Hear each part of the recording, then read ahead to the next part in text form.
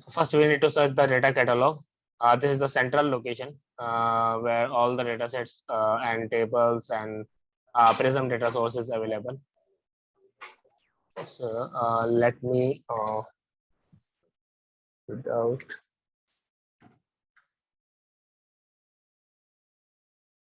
So we have created last. There is a tag we have added demo. We can search our data sets or tables by this tag. So as when we create the table and data set, so they'll allow us to actually set the tags. So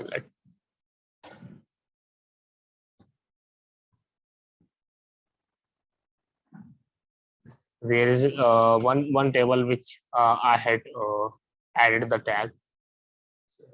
If I click on view,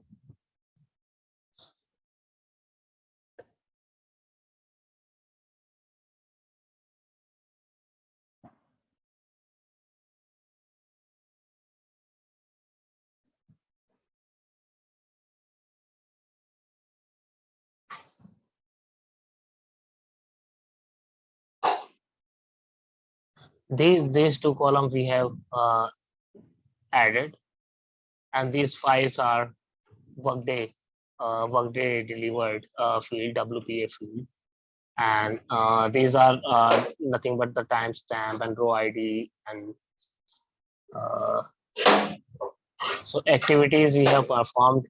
We have inserted 2 rows in it. If I click on this table view, then it will show the data, and we can see only 20K record in Prism. If you want to see more data, then we need to put in this table to data set, and on that data set we have to publish. Then we can see more than 20K. But in this case, we have only 2 rows, so we can see in this sample records only.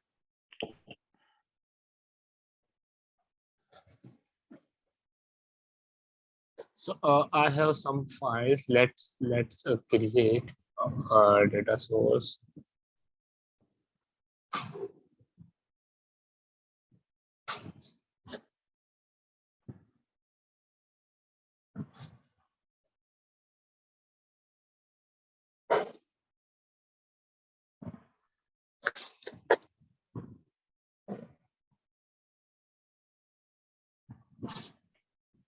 So this is done.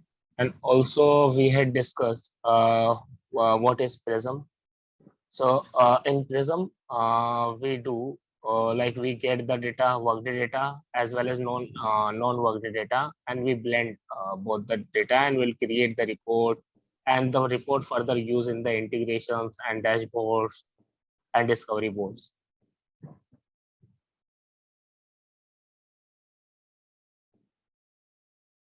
So these are the terminologies is here, which is mentioned in this PPT. Data catalog, data set, table, calculated fields, Prism calculated fields, publish.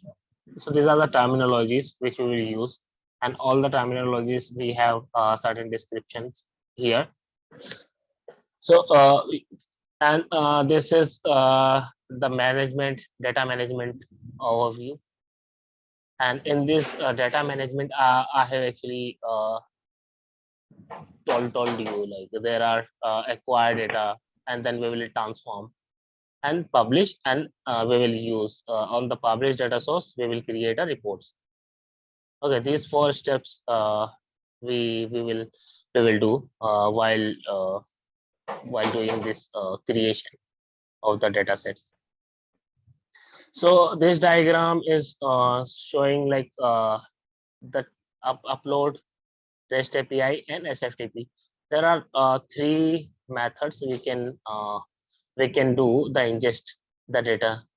So either it could be a file upload and REST API and SFTP. So these 3 ways we can load or ingest the data in table or base data set. Okay, and this table we will use in the derived data set. So there are two data sets, base data sets and derived data sets. So base data sets is nothing but it's a raw data where first we will load the file in base data sets, and base data set we will again create one data set, and in that data set we will perform certain transformation in it. So it will be a derived data set, and where we will also ingest the data in base data sets from custom reports from Workday.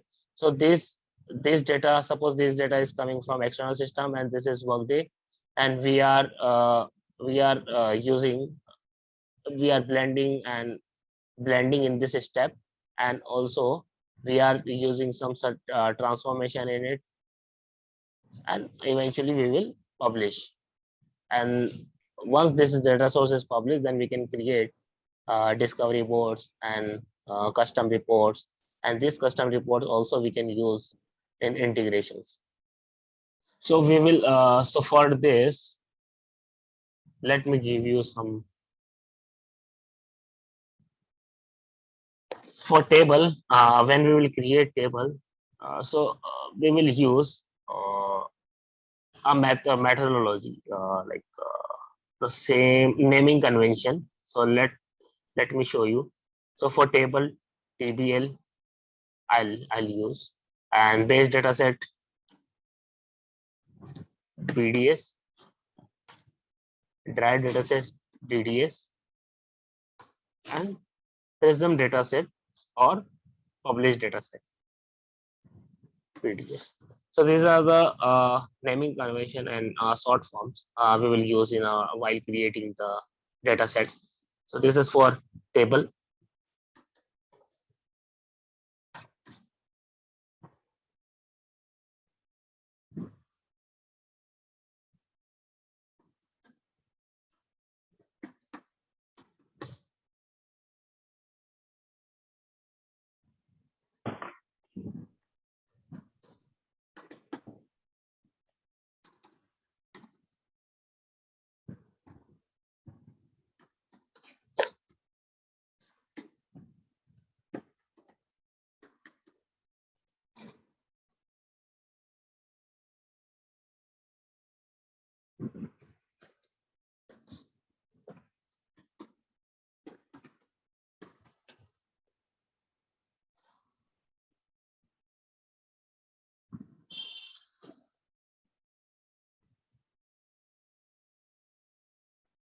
So we will suppose we have to create one table, and the table contains some mapping data. So we will rename first. We will use our initials and table mapping, like the table contains mapping. So description of table, and at the end this code, table or BDS or TDS. And suppose this data is coming from Workday, so SK Workday support BDS or BDS. Okay. So this type of naming convention we will use, and let's create one table.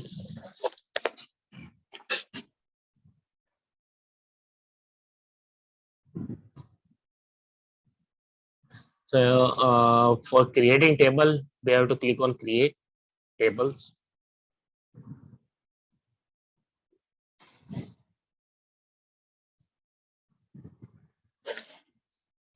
SK agent map, agent mapping, and table.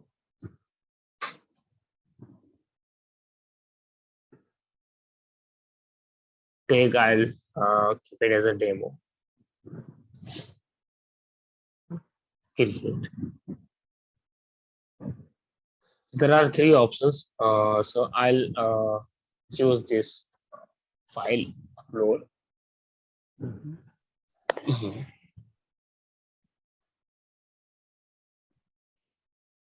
So I have few files. So we have our agent mapping file.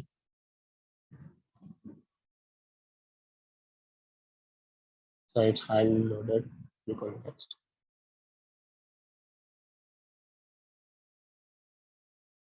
So these are the parsing options. So this is so the file which I have loaded is comma separated. So the Prism automatically identifies it's a comma separated. So it's selected here comma, and these are the escape characters, spot characters. This we can set based on our input file. So this looks fine, and the parsing is correct. Okay, let me click on next.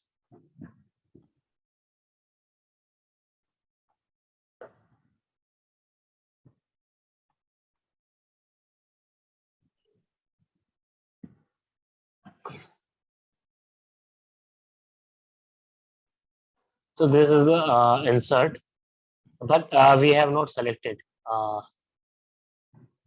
we have not selected that required field. Okay, external ID.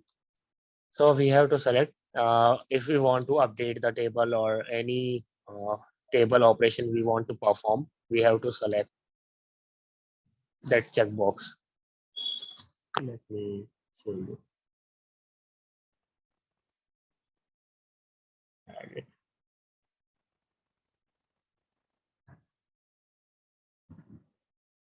So agent ID, I'll keep it as a user's external ID. If you want to change anything in it, then we can refer this. This is as a primary key. Um,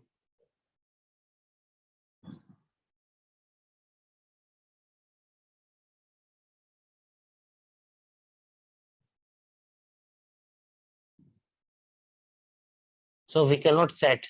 So this is showing the error. So once there is a data, okay, so we cannot select that required field. So what we have to do is we can, yeah, let's select that table.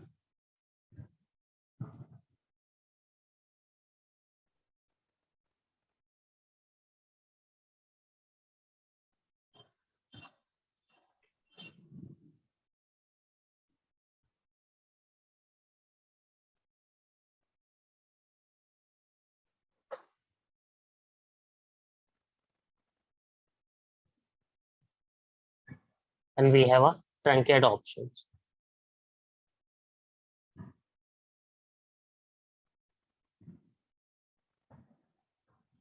Truncate will delete the data.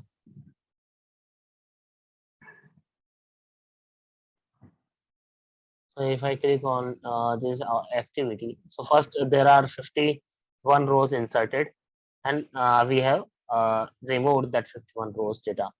So now we don't have any data. So the data is blank here.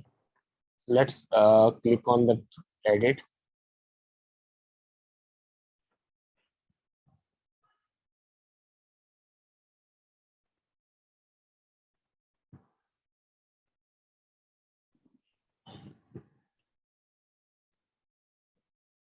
Now we have selected the agent ID as a external ID. So whenever we have to change or we have to perform the data change task, then the data change task will refer this agent ID, and either it could be a update operation we can perform, or by referring this. So let's change the create data change task, because there is no data in it.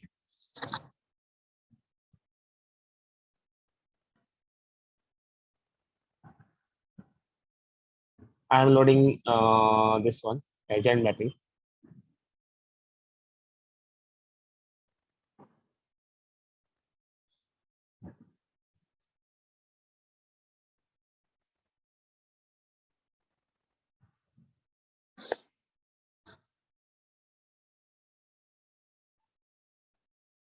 and insert operation I'm performing.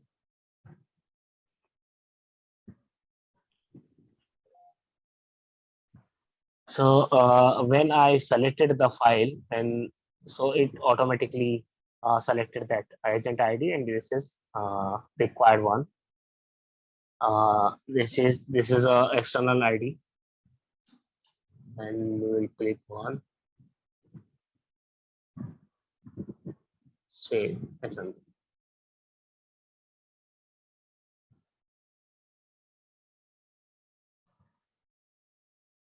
So in the data change activities, we can check whether the data change task which we have performed is completed or not.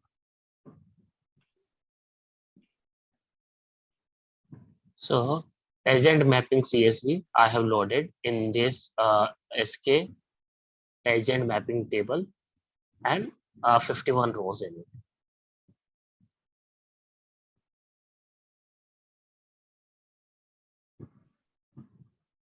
Let's perform two more tasks, then you can try those tasks.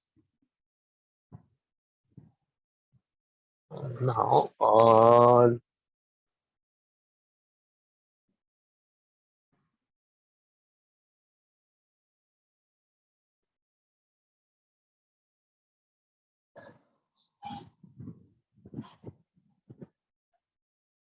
so let's create one more table.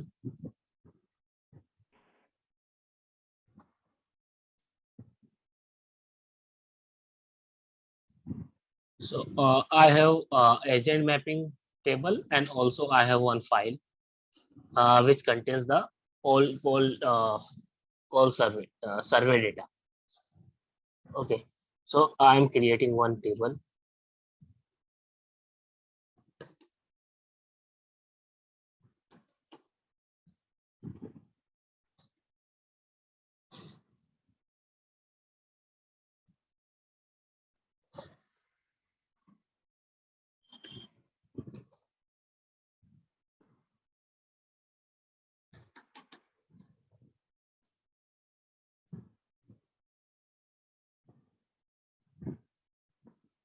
File upload.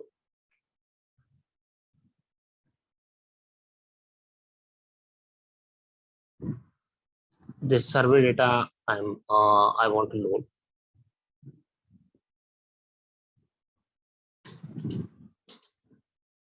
Click on next.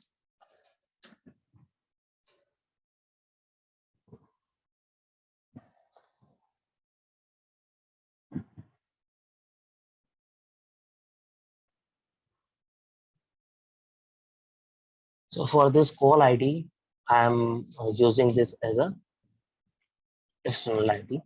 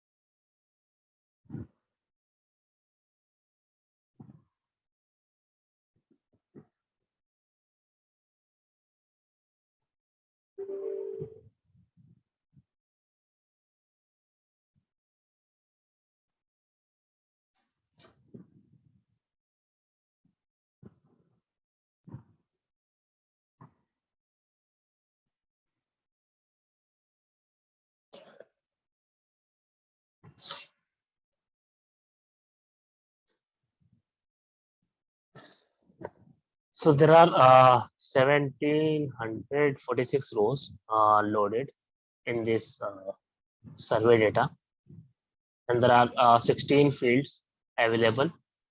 And if I click on this table view, so we can see the data here, what was loaded. So the records are more than 1,000. So we have to select the sample 10K rows. So it will show you here. Let me.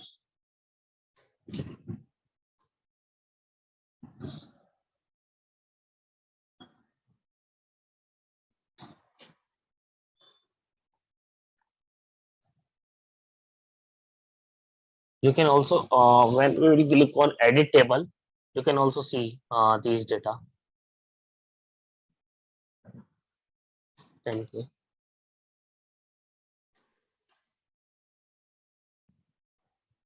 Okay.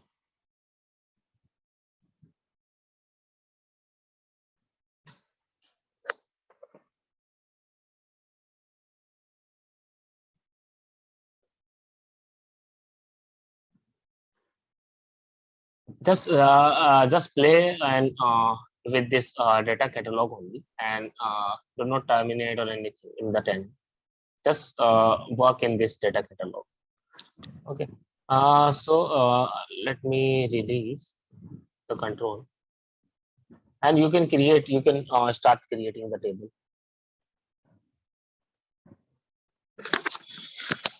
Yeah. And observe while loading the file. Just observe everything, so you will get better idea. So any new line and parsing, we can select the options. Yeah. Yeah. Agent ID or employee ID. But in this activity, we will use agent ID to click on this agent ID, and we will use as a external. Yes. So whenever we will load, whenever we will update this table, then it will refer this column agent ID.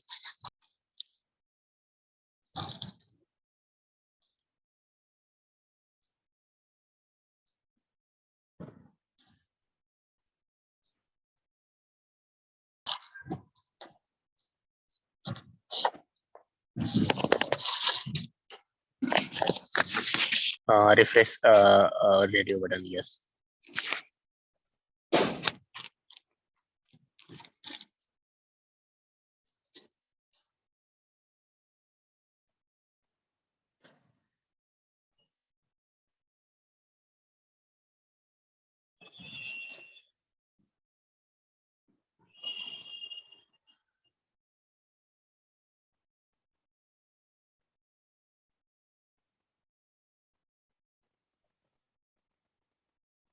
Yeah. So in this table, the rows are 51 and loaded successfully in this table. Okay. So on the top, you can see total rows 51, status is available, and the disk used, the size of this is 3.3 KB, and this type of information we can see here. Okay. And yeah, and quick action, we can edit the schema. We can edit the structure of this. Yeah, edit on agent ID. Yeah. Do we have option to change agent ID name? Yeah. So either we can add one field. Suppose we need one more field, not agent ID. We can change that. But if we want to add one more field, uh, yeah, in here, then we can add. And suppose the field name is Workday ID. So just type name in the field. Yeah. Change. Click on change. Here, this is API name. So it will automatically populate. Hold. Yeah. Uh, and Workday ID.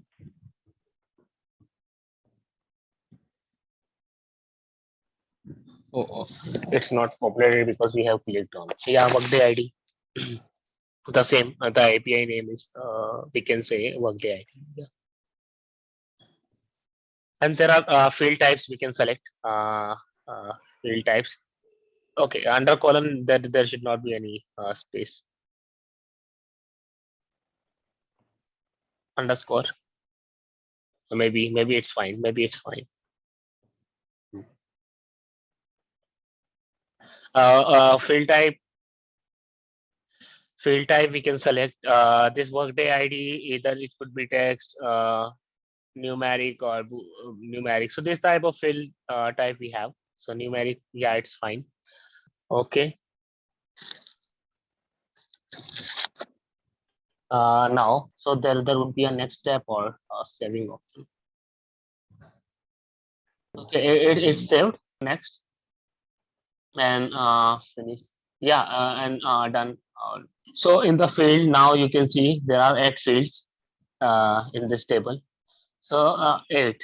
So there are 8 fields, but 5 are Workday field and 3 we have, or 2 we have loaded, and we so in the later stage we identify like we need one more field. So we added the schema, the structure of this table, and we have added one field.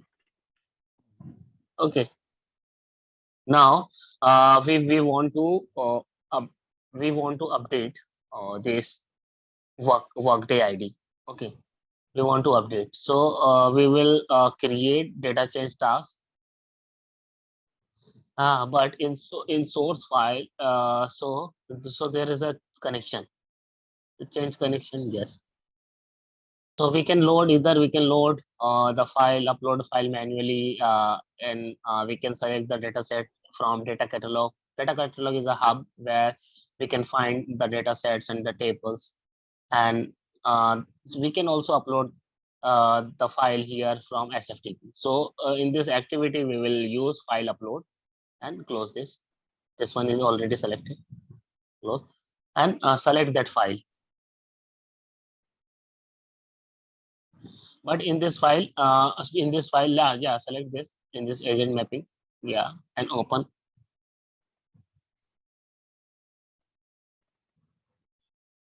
So this is just a source option, yeah. So we have to perform insert, or so there are 5 operations: truncate and insert, and delete, update, and upsert. So insert, what insert will do? Insert just inserted the data.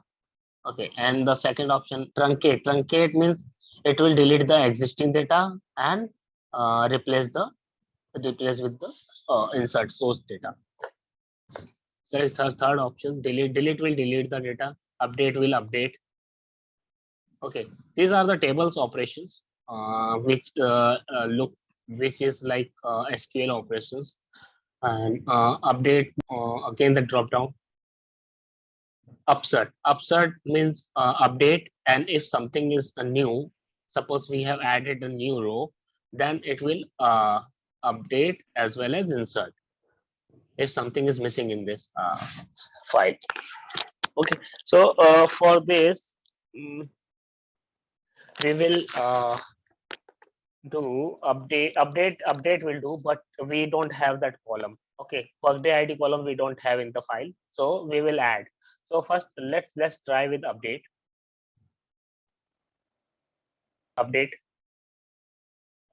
Yes, and mapping. Next, so Workday ID in this agent, this third, yes, not here, in this drop down. So we don't have Workday ID because there is no field. Okay, in this, so you can see the on the above target SS agent mapping. Okay, and here the third column is null. Right, the Workday ID column, the third column, agent ID, employee ID, and Workday ID. Third column is null. Okay, so because we have edited the schema, we have edited the structure. We have not loaded the Workday ID data. For loading this Workday ID data, we have selected the file, but in that file also the Workday ID is not present in this source on the below source agent mapping CSV. So before loading, we have to add this column Workday IDs, and we will again perform this task. But before this, we will edit our agent mapping CSV. Agent mapping CSV in the desktop. And yeah, agent mapping CSV.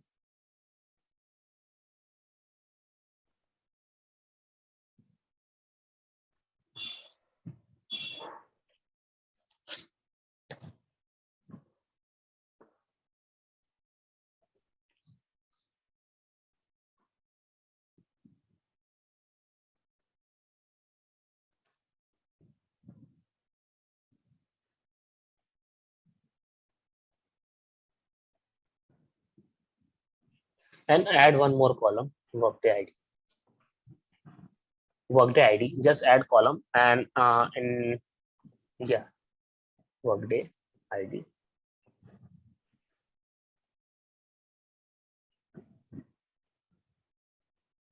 5, 6, and rest would be null.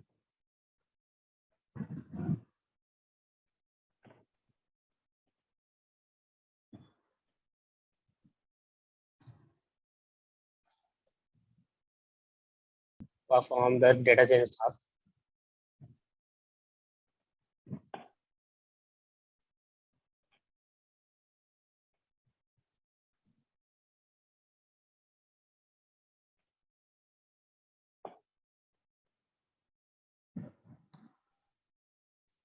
Refresh.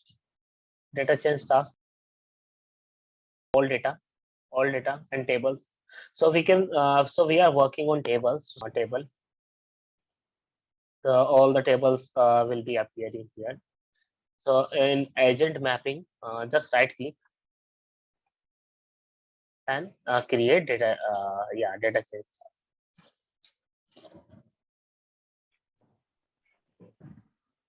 And select that file.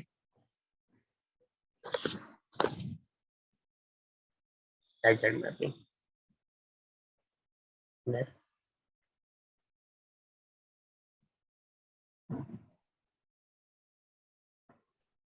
And update.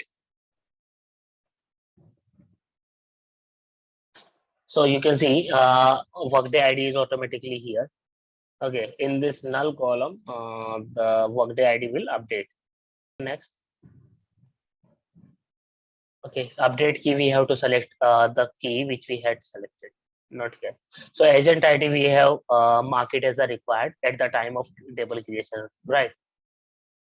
So this table while updating table, the agent ID will be referred.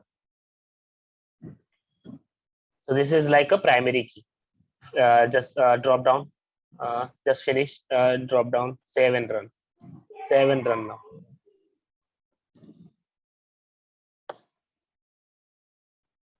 Data change, just refresh. You can see agent mapping.csv to SS agent mapping table and update operation. Refresh.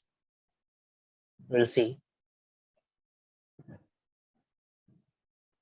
Also, we can see in the view. Just right click, view.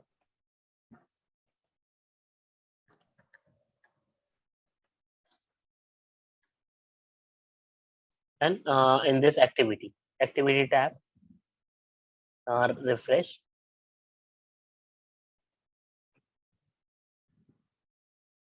In progress. It's still in progress.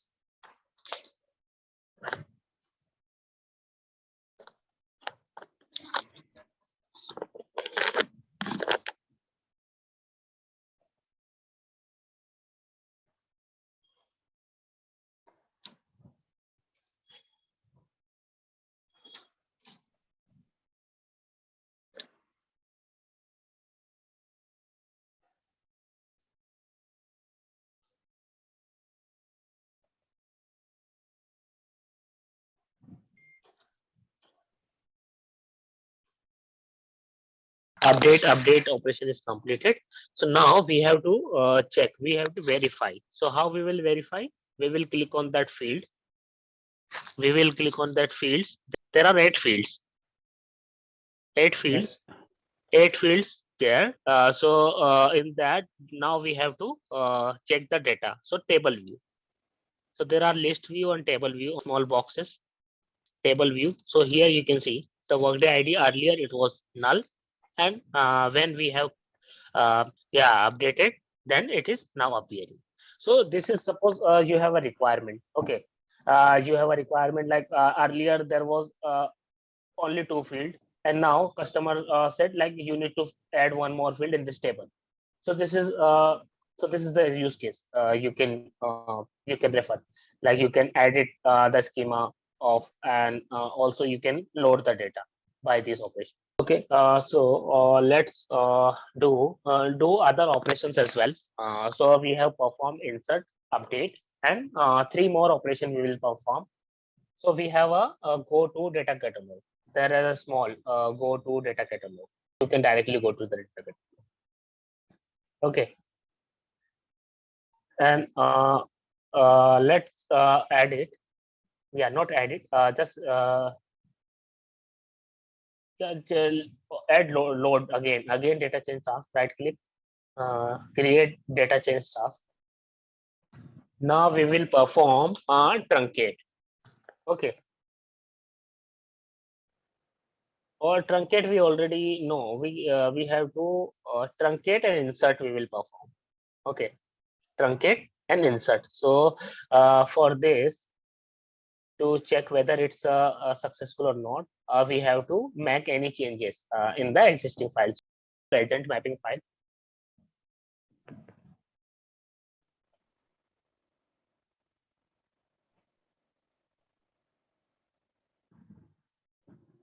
Okay, agent mapping file.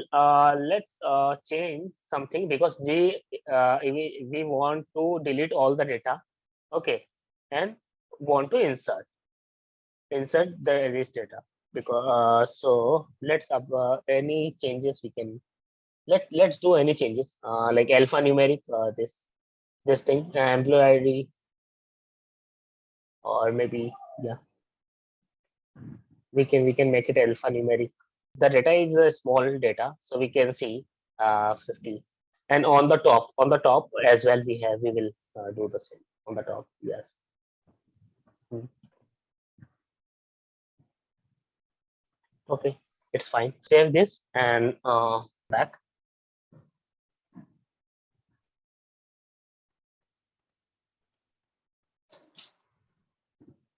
First, we have to select the file which we want to update in insert again. Next, now we have a source option. Okay, it is not ready because the file is null. The employee ID is null because we have at the time of creation table we have selected is it as a number. Okay, to achieve this, to achieve the alphanumeric, we have to go back to table in the data catalog and edit structure.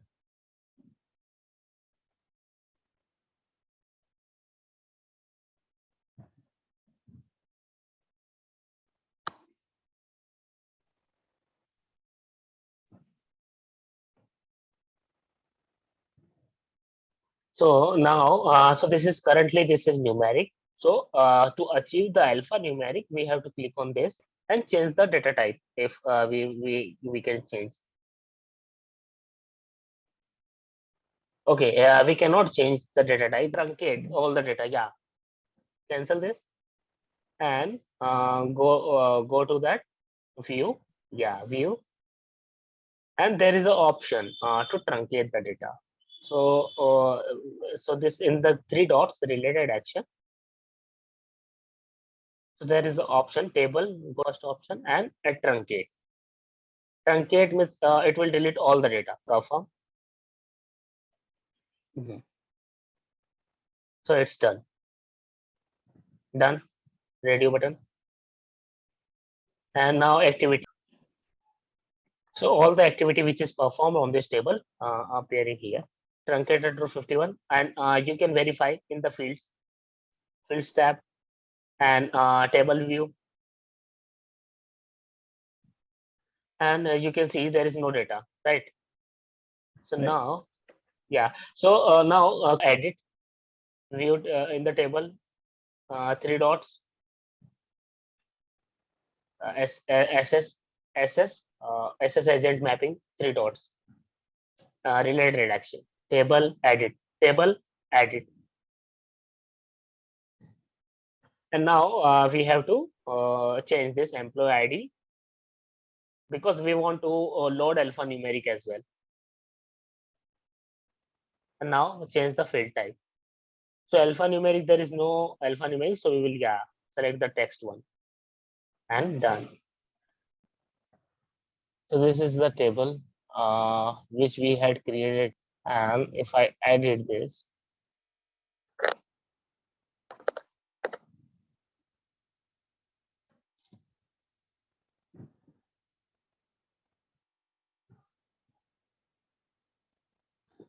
so there is 2 fields in it.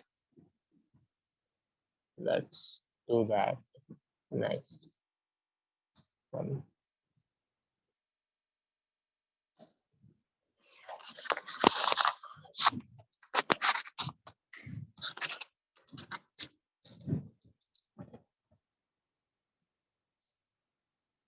So if I go table view here, so there are 2 rows in it. So we have created, we have created on the first day, we have created this file manually and loaded in this table. So let me pick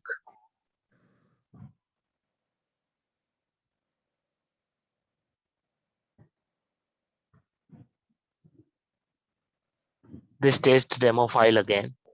Okay. And I'll add one row, like 4, 5, 6, 7. This is a simple example which I'm taking. And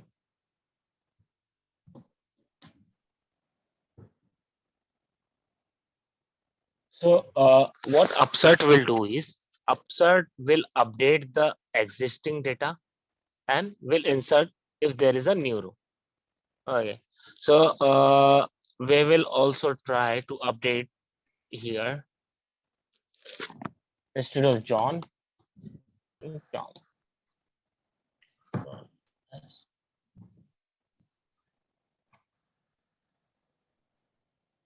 This is the file. Let me perform the data change.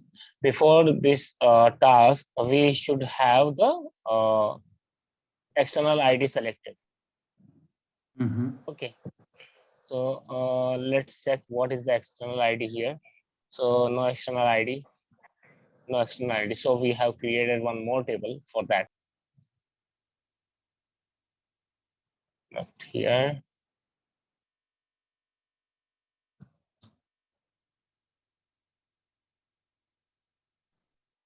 Let's check it out here.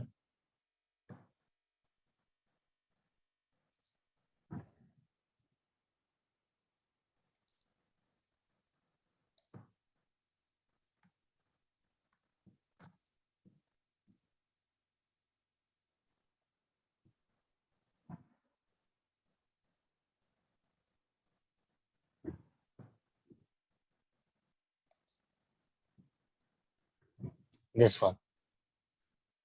Let's check this table.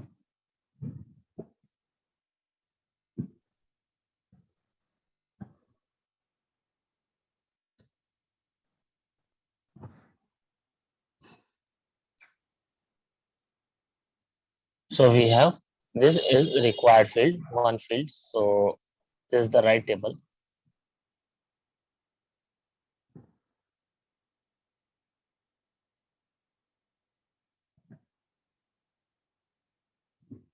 Now there is 2 operation is already performed on this table, insert and update. Now there is a 2 rows data in it. So now we have to update this first name and also we have to insert 1 row. So let's do this activity. So in this table, the quick action we can select the quick action and create data change task. Okay, either we can do like this or we can go to the data catalog, create, yeah, create data change task. Okay, there are two ways. Either we can select the table or from here, let's do the data change task. We can rename this test data change task as per our need also.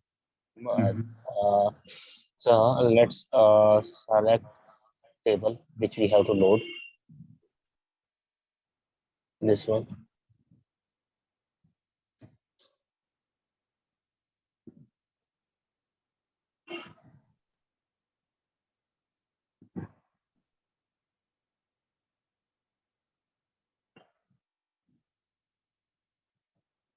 So you can see there are three rows. One is updated one, and this is new row. I'll click on next. And target table, I have to select which table I want to update. Okay, RK test demo. This is the table which I want to update and insert one row. Click on next. So you can see the target table data, RK test demo, and this is source. Source, like what we are going to upload here. So test demo file, source, and target is RK test demo table. And yeah, so this is our required key. You can see the red asterisk. External ID we have selected for that. Let's click on next.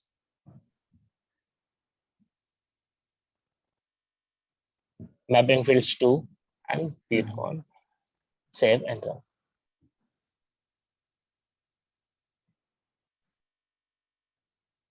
So in data change, activity, we can find this. This is so the first, this test demo.txt is the file which we had loaded. Two, this is the target, like could be a data set. So data change activity we can perform, and this would be a, this is in this case, this is a table, our RK test demo, and the operation is okay. We have not selected that upside one. Okay, we forgot that. So let's finish this. Let's do that. So there is a step operation we have to select before. So if there would be now 3 rows, 5 rows. Two was there already, and 3 we have added. So there are 3 rows is added from this file. Let's go to that table again. Just view.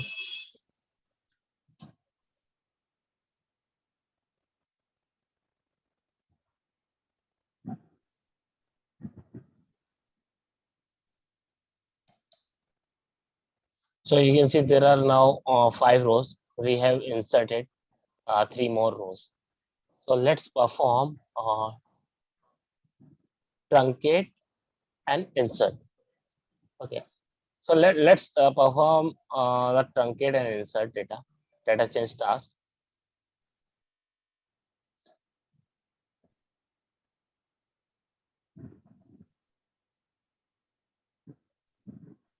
Or we can update the existing one. Okay, let's update. What was the row?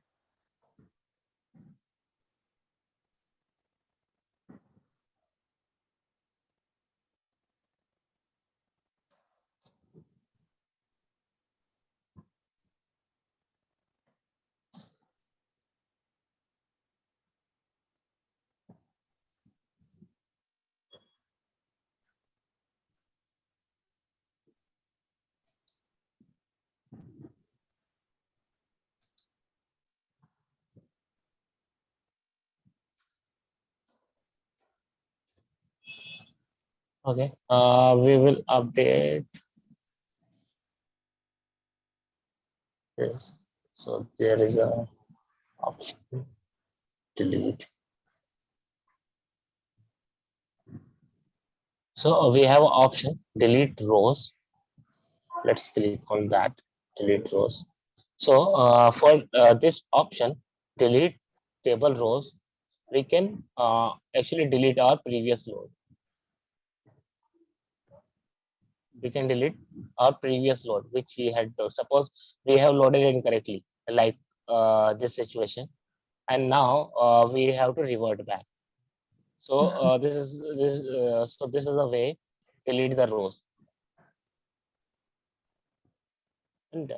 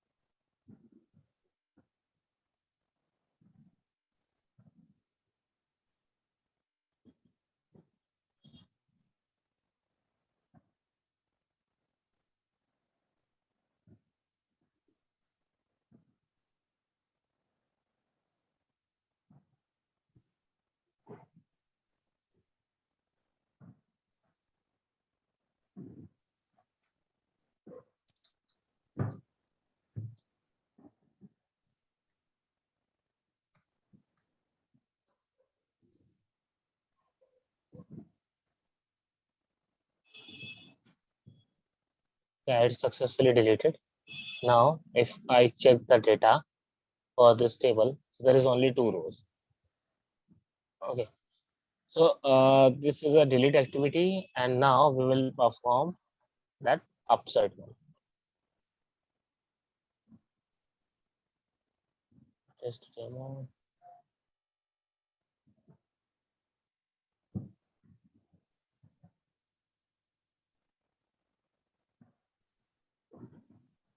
So we have an employee ID and first name. So for updating the data, it will refer this employee ID because we have selected this employee ID as a external ID while creating that table. So we have a table operation. Let's select the upside and click on next.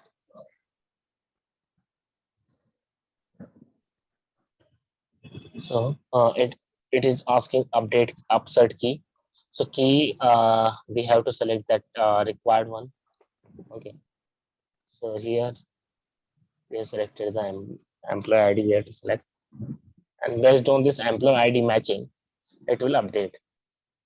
If so, this operation will check. Oh, 1, 2, 3, 4, 5 is, so it will match and update. So the name is in the existing one it is John, and the source which I am loading is Tom. So it will update Tom, and Carter will be same, and this Kumar will be inserted in this table. Okay.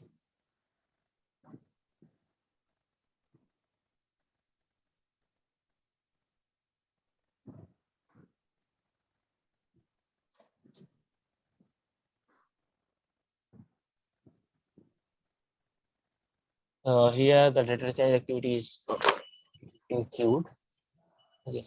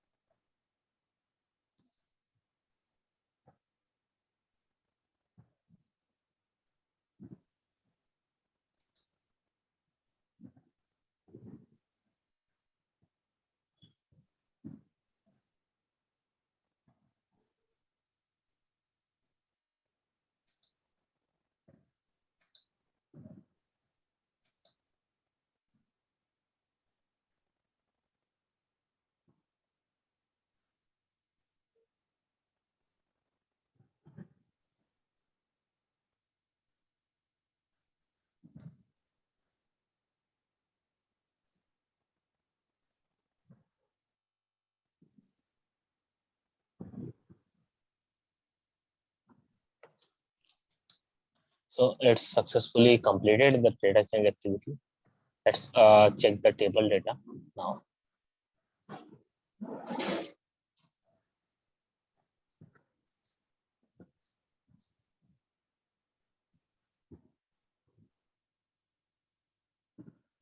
Okay.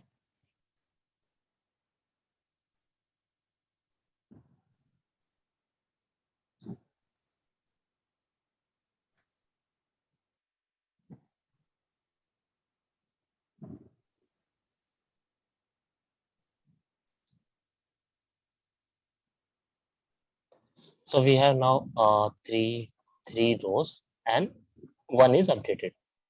Okay, you can perform this activity uh, in tenant. Okay, Sangram. Yeah. Yeah, perform this activity, and we will start our data acquisition. Uh, so this is also a data acquisition part. So I'll explain from the slides as well.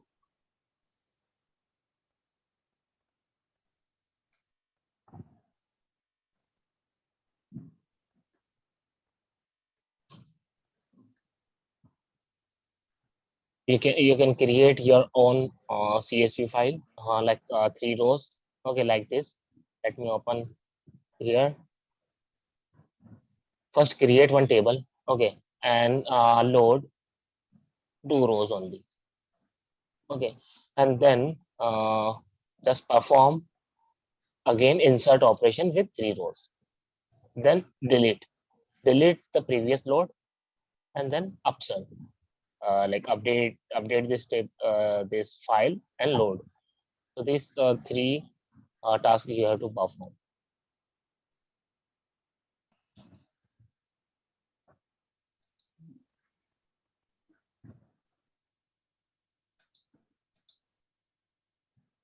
I will review here. So you can use your initials SS demo.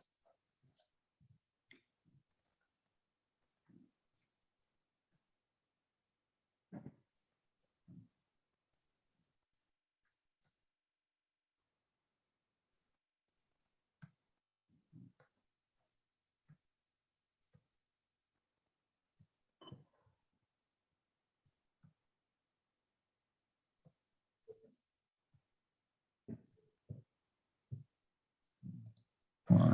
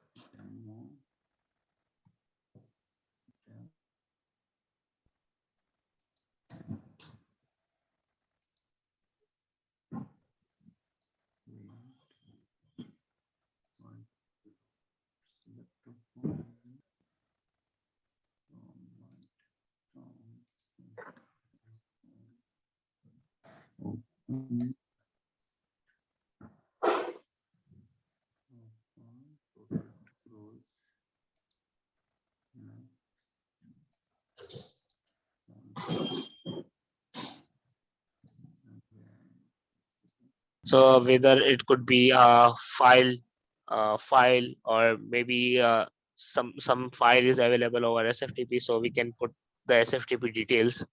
Okay, so like that we can create the data set. So I'll show you. I'll go to the data catalog. So here, if I click on create and from SFTP, okay. So this is so we have this option in base data set as a in this tenant. So in base data set, we can get the file from SFTP and we can manually load. and also from custom report. Okay, so this custom report is nothing but is the Workday report. Okay, so I'll show you. So SFTP, if I go with this option, so it will ask me with the SFTP details. So like that, we configure in the integration. Okay. So go to this next step. So yeah. So types of datasets are base dataset and derived dataset. So in data catalog, we have a derived dataset option, and this is base dataset. Base dataset we can create like from SFTP, from file, and from custom report. This is nothing but this is raw data, base data. And in derived dataset, we do perform transformation in derived dataset. Mhm. So base dataset is created by loading data uh, into the data catalog from Workday or external source. Okay, so the external source could be anything from here: file upload, SFTP, and Workday custom report, REST API. Okay, the dry dataset is created from one of more existing dataset. So once the base dataset is created, then we can select that base dataset and we can perform transformation in the derived dataset. We will see how we can perform. We will see this. Okay, so we will pick our raw data, which is coming from external system or Workday, and we will perform transformation by this derived dataset. Okay. Okay. So the file uploads size is the maximum file size that can be uploaded as a data set is 500 MB. Okay. And so it is a manual process and cannot be automatically scheduled. Okay. So this Prism, so in Prism we create the data set via file or SFTP or custom report. So Mhm. we load the data. So this Mhm. will not be changed, stored. If Right. this is a one-time file, okay. Suppose so this file upload is a manual process that we are doing here. This is a manual process, okay, and cannot be scheduled. So we cannot schedule this file upload thing. So once we click on from SFTP, okay, so it will ask the details. Okay, it will ask, suppose let me give the details. So this is a test detail I am giving, test dot dummy dot com.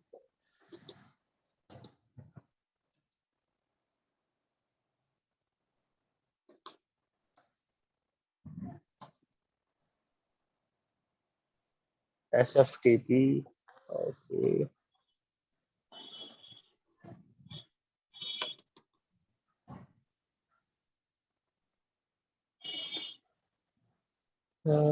Okay, there is a comma in between, and directory we can see A, B, C. Username we can provide as of now anything, and click on OK. And let's password 123 123.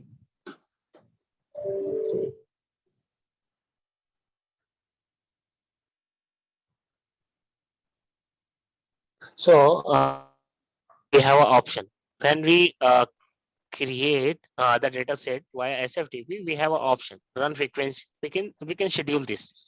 Okay, daily recurrence, weekly recurrence, monthly recurrence. So this is a scheduling part. Either we can run Mhm. now or we can schedule this. So this is the thing which has mentioned here. Okay, in this the file upload is a manual process and cannot be automatically. Okay, and this data set which we had created for SFTP from SFTP, so it can be scheduled. Got it? Let's cancel this.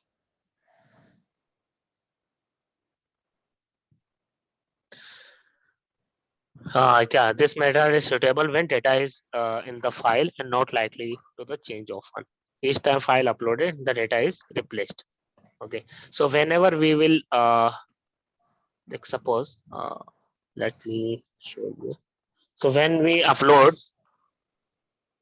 any of the data, okay, we upload the file in it. Suppose we have created from file the data set.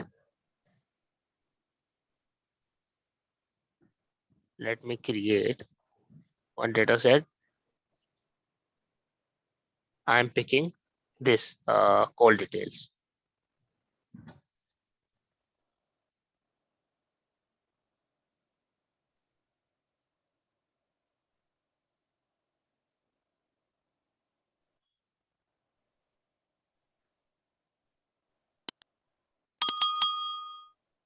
So for data set and tables, so we can load both. In data set we can create the data set via loading the file here, and in table we can manually load. So in this from file, let me select next, and the rename for this it would be, so for differentiation I'm choosing BDS. BDS stand for base data set. This is contains raw data. Hmm. Yeah, so once this is loaded, so we have an option upload file. This cannot be a schedule. This cannot be schedule. Okay, we every time if you if every time if we want to change the data, we have to select the upload file and replace mode. It would be in replace mode. So we have created this data set by uploading the file, and if we again upload the file, it will replace the existing data. That's what it is written here. So file upload would be each time file is uploaded, the data is replaced. This is the thing.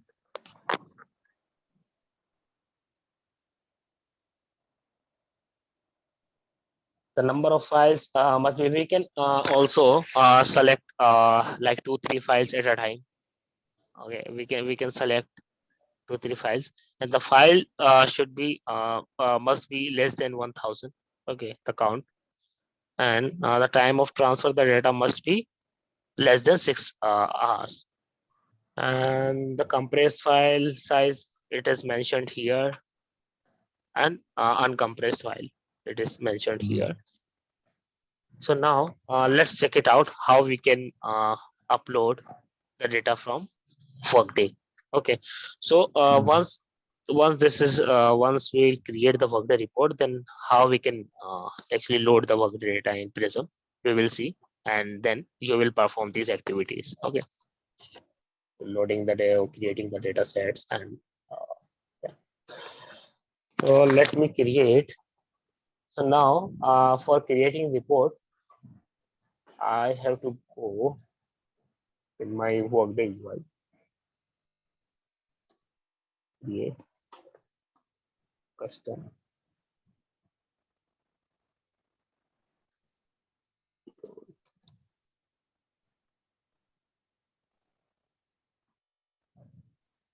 So I'm picking RK Workday worker BDS. So this is my report. Okay, Workday report, and this report I will be using in this creation of BDS base data set. Base data set is raw data from custom report. Okay, when I'll click on this from custom report, it will ask me which custom report I need to. So this Prism needs to refer. Okay, so first we need a custom report. So I am renaming as a RK Workday Worker BDS, and the report should be advanced. Okay, report must be advanced, and the data it must be a web service enabled. Okay, this is the two criteria which we need to consider initially. And optimize performance will make it as it is. Data source, I'll select most common data source, worker.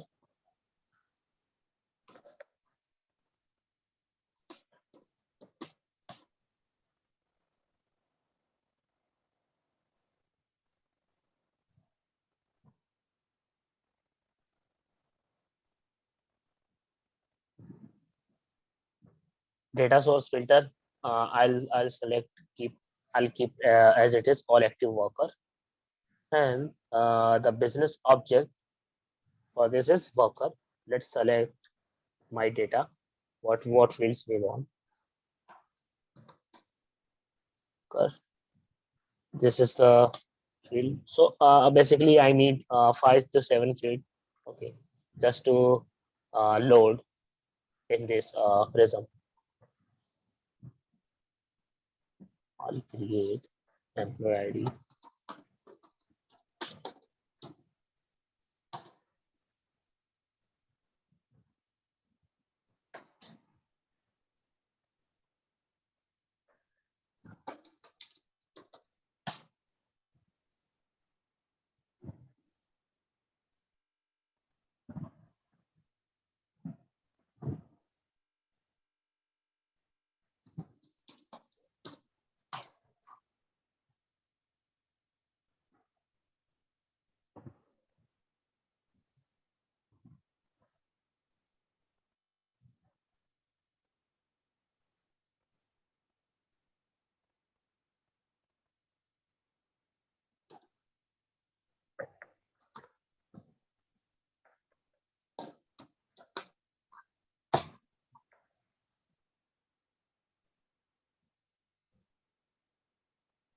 Not this one.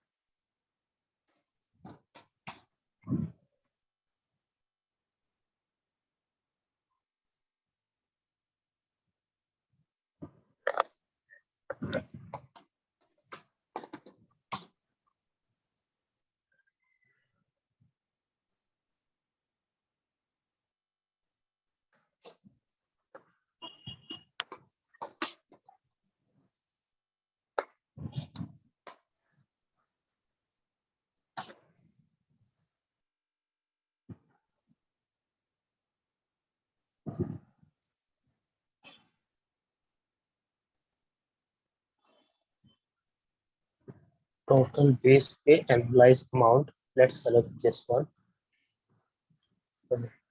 So column override, paper, reorganization,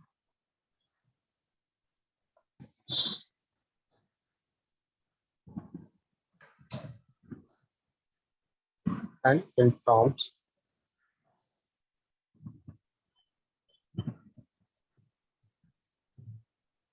There are undefined prompts here, so I don't want to prompt at runtime.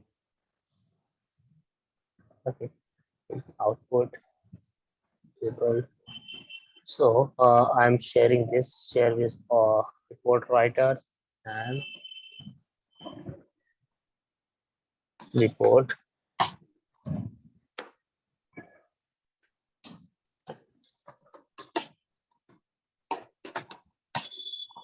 report writer, report administrator.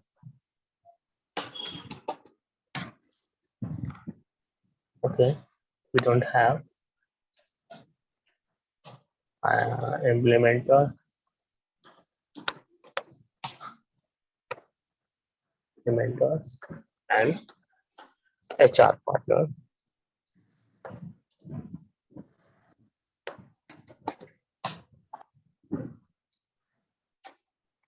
Okay, I have shared this report and advanced tab. We have enable as web service and enable as Prism. So this checkbox should be checked here. Okay, if we will not check this, then it will not appear in this data catalog. Okay, Mm.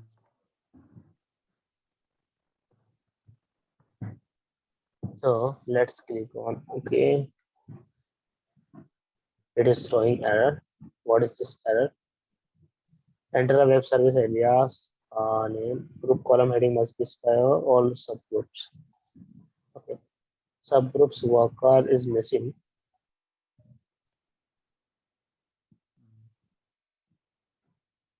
Okay. Oh, we have selected this. Totally. Yeah, reference name. Let me.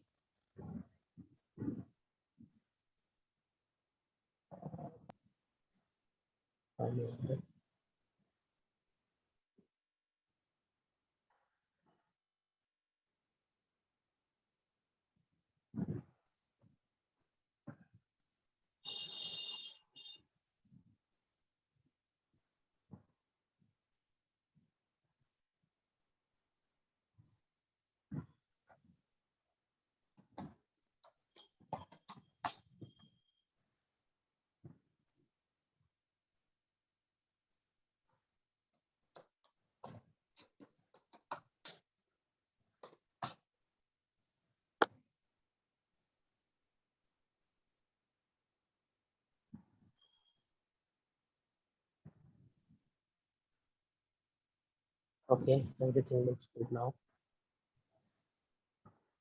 Enable as Prism.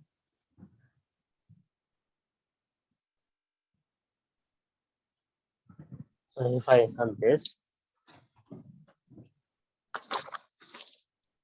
there are 672 items, 672 employees data here. Okay, in this report, and now we want to load this 672 in our resume just for reporting purpose. Okay, so we have already two external system data.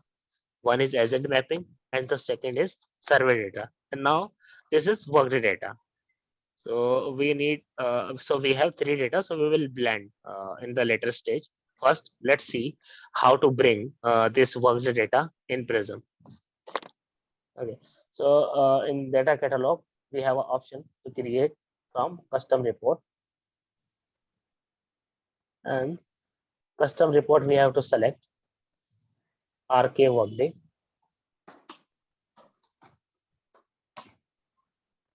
Worker VDS.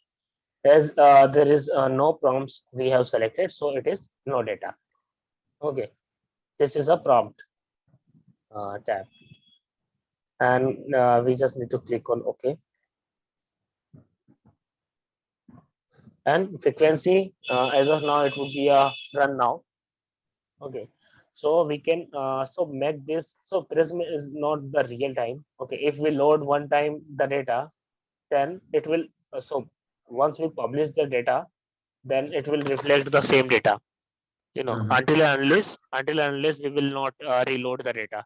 So make this Mm. real time, we do reschedule, we do schedule this Prism, we schedule that. So as of now, we will run now Mhm. and click on OK, Mm. and we will give the dataset name. here RK Workday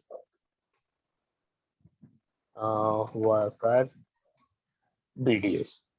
BDS stands for base data set, and the API will automatically populate it and in replace mode. So there are two modes. So this is on up to your requirement. So whether the data could be in replace mode or append mode. Append means it will not delete the existing data in the base data set. Okay, it will uh, add on. Okay, here we can see Workday keeps the existing data in the data set and add to new data. So this is append, and replaces, it will delete the existing data and replace. So this is our first time. Okay, first time data set. So we will run this on replace mode.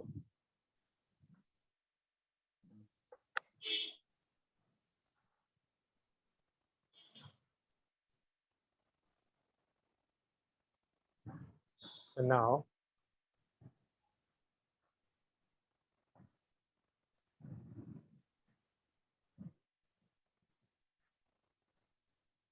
the base data set we have to check in all data, and we have a base data set is created. Okay, if I want to know what is the data in it, so we can, so this is the steps. We can edit transformation.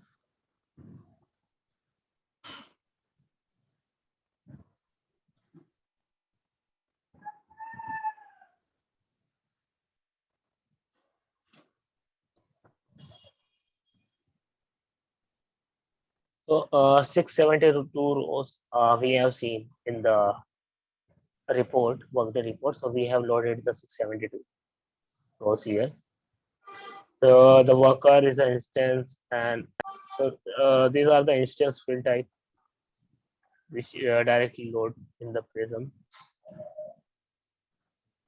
Okay, this is the step how to load the Workday data. So if I click on view data set, okay, let me go back.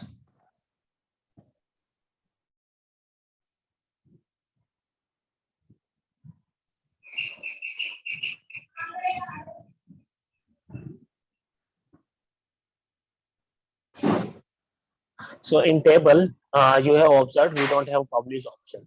Okay, in table we don't have publish option. We have a refresh and that task, data change task, quick actions tab here. Mhm. Okay, in data set, base data set, we have a publish option and refresh and edit transformation. So here also we can view the table view, and we can see the sample report. Publishing activity, we have not published this yet. So once I publish this, it will available in Workday. But we don't need this because this is a base data set. This is raw data which we get from Workday. So we need a blended data, like we need a external, two external and this one. So on top of that data source we need. So eventually we will publish that. I can see, I am able to see there are two fields and these five are Workday fields, WPA fields. We can ignore this. This is just for load details like load ID, load timestamp. Uh, in this so what we will do in this activity, suppose there is a two column in this table, and in the data change task, if we load three columns, like three fields, so what will happen? Uh, Let me create a data change task. So there is a two columns in this table, two structure. If I click on edit, there is two fields only. Okay, mhm. agent ID and employee ID. And if I so suppose we have to load one file which has three fields. Okay, but in this table the structure is only two fields. So it will throw error. So we have a fair file in agent mapping table. Let me right click and create data change task.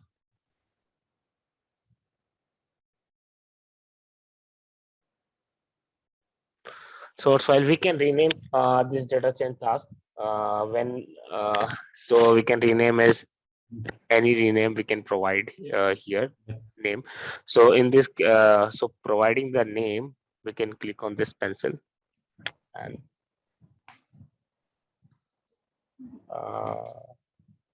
data change for invalid.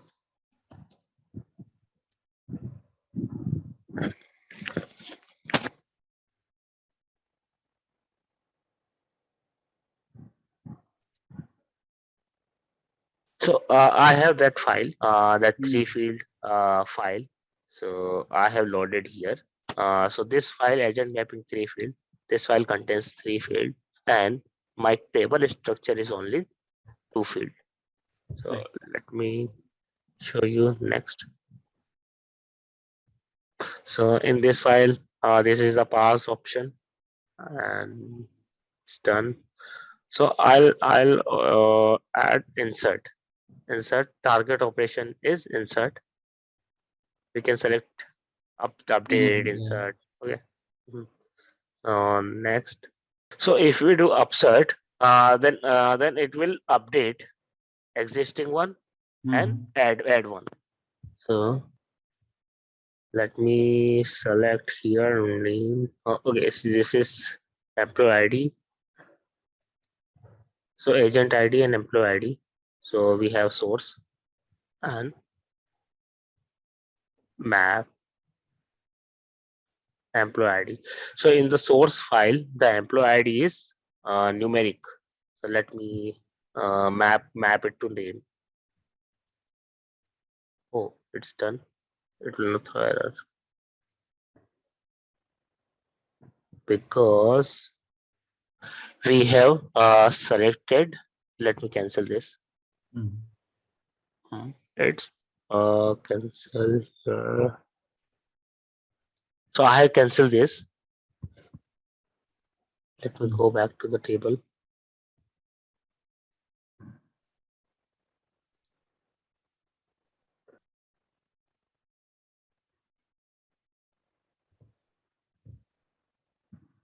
Okay.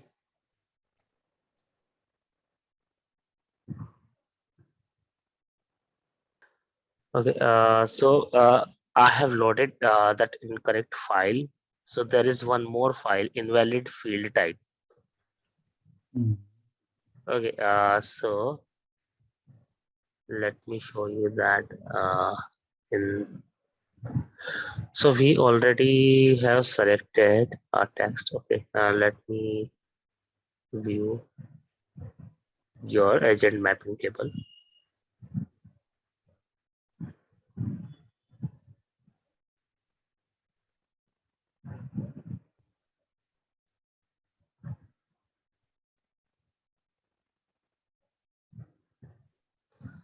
So this agent mapping is numeric. Okay. This agent mapping is numeric, and the activity is to load alphanumeric, like so load that file, show you that file. Uh, so this is the file. Right. So here in agent ID, this is alphanumeric. Let's see if this loads or not. Okay. Mm,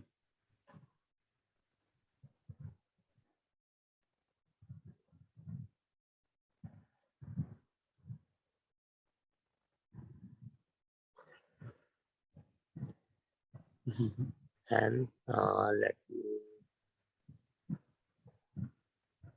let's just agent mapping.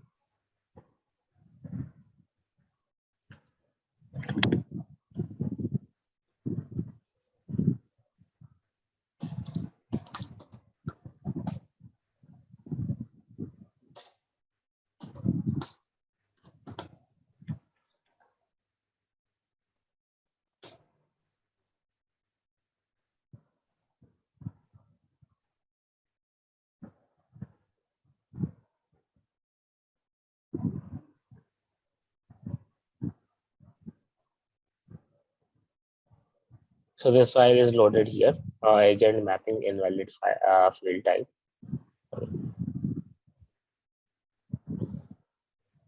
In this, I have a alphanumeric, and my agent ID in the existing table, the agent mapping table. So it was a numeric, and I am loading in numeric.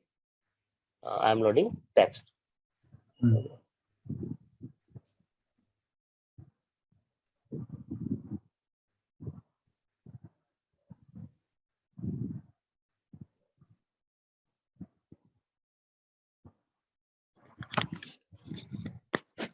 Because we have an option to add here, we have a mapping option.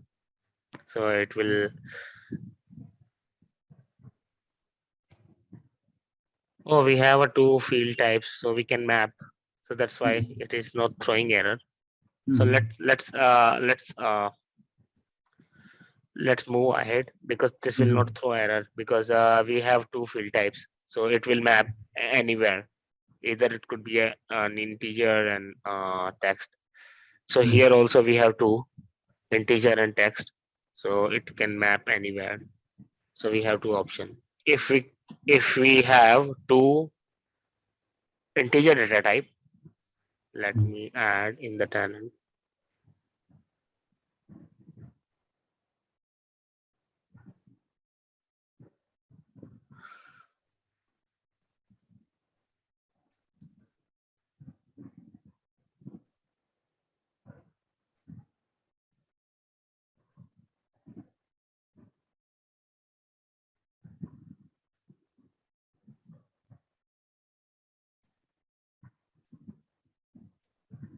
So for editing the data type, we have to.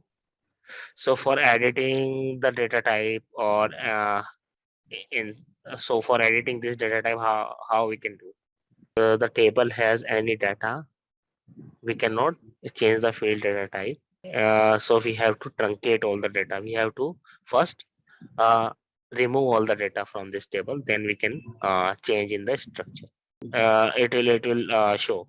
So Mm. you cannot change the property when the table contains data.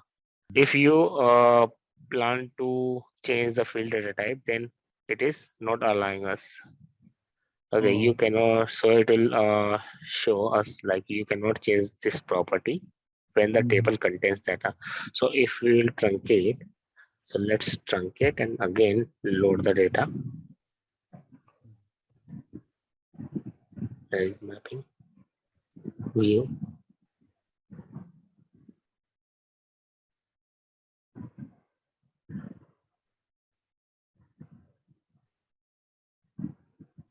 Table.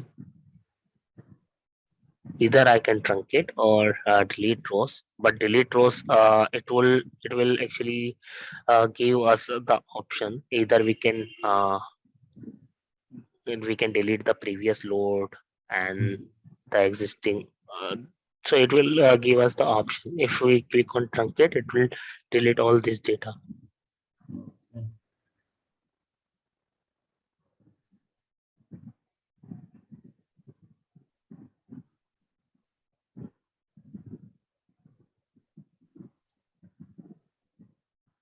51 rows truncated and 0 rows now. Let me go back to that table.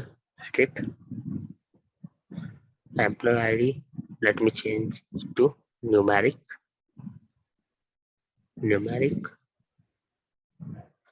and next. Done. Now let me load the data via create data change task.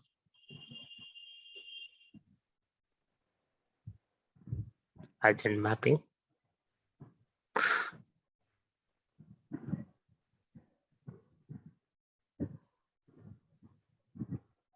So both the fields is integer. Okay. And next, insert,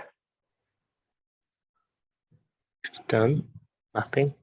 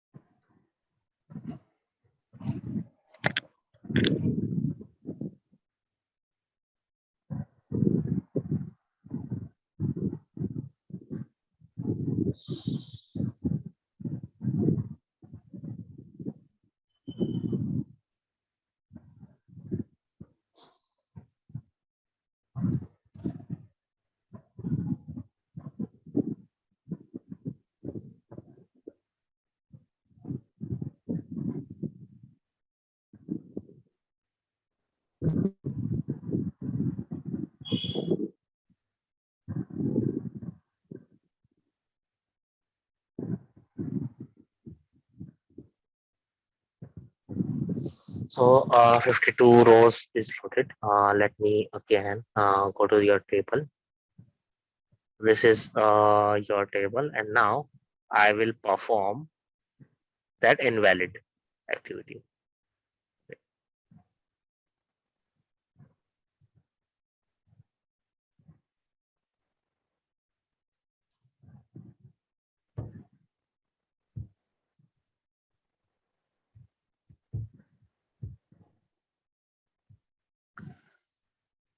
So I have selected this invalid field type.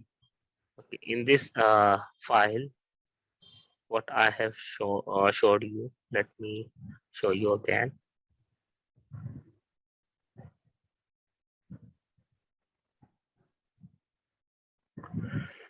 So in this file, we have a one alphanumeric agent ID. So the field type is different for this agent ID. Okay, field type in the sense data type in our other languages. Okay. So I'm click on next.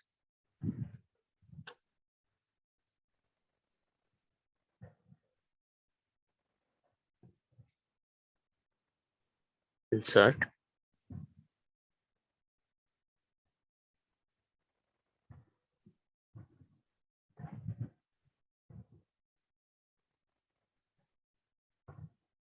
Back.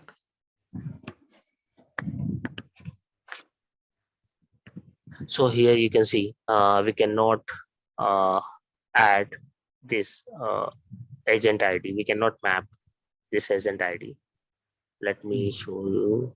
So here we can see only one field, employee ID and employee ID, not agent ID. Agent ID because agent ID is in text. Uh,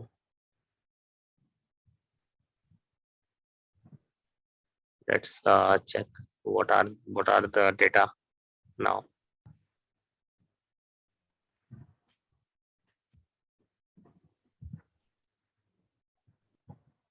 Mhm.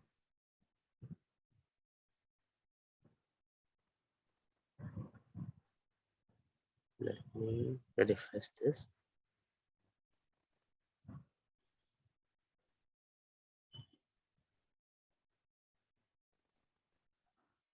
So there are two inserts we have done. Okay, insert two. Let me check the data.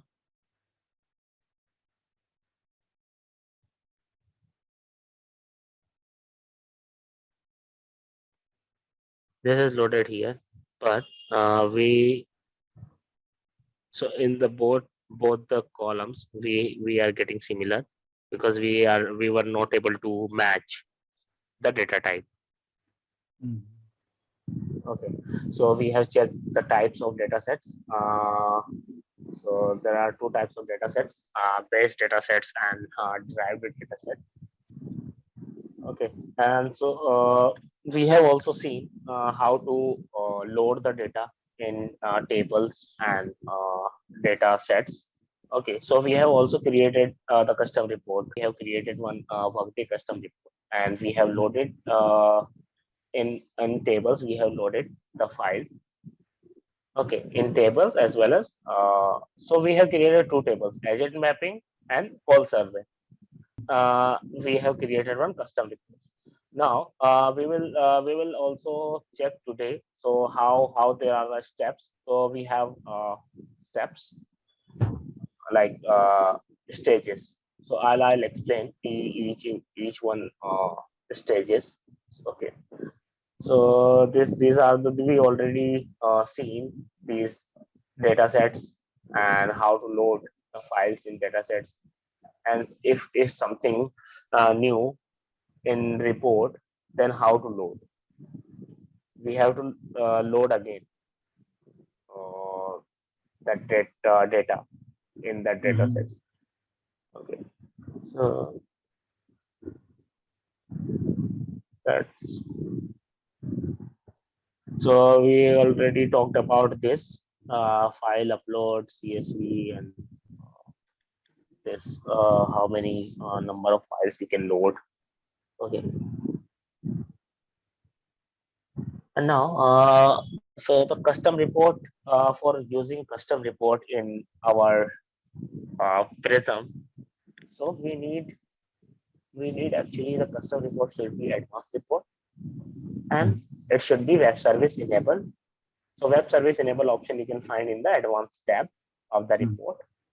Okay, and enable for Prism Analytics. So we have a checkbox enable as a Prism. Okay, and shared with owner. We can share the report to report writer or any other that report. But eventually, we will set the security in Prism dataset. So in Prism, we get the data from Workday, and also there is a two external system where we will get the data. So for security purpose, we will set the security in the Prism dataset. So we will talk about later. Naming convention, I already discussed this. Okay, so we have a suppose so naming convention is use cases plus the description and the types of data set. So suppose you have a so for base data set we will use BDS, and derived data set we will use DDS, and published data set we will use PDS. Suppose you have created agent mapping, so first your initials SS and the description and BDS. And if we are going to union both the data, then agent mapping union, that second one, what was the second one? Call survey. Agent mapping union call survey, DDS. DDS is nothing but drive data set. Okay, we will see it now. The report field type to dataset field type. Yeah. So we can change the field types as we seen earlier. Let me show you that.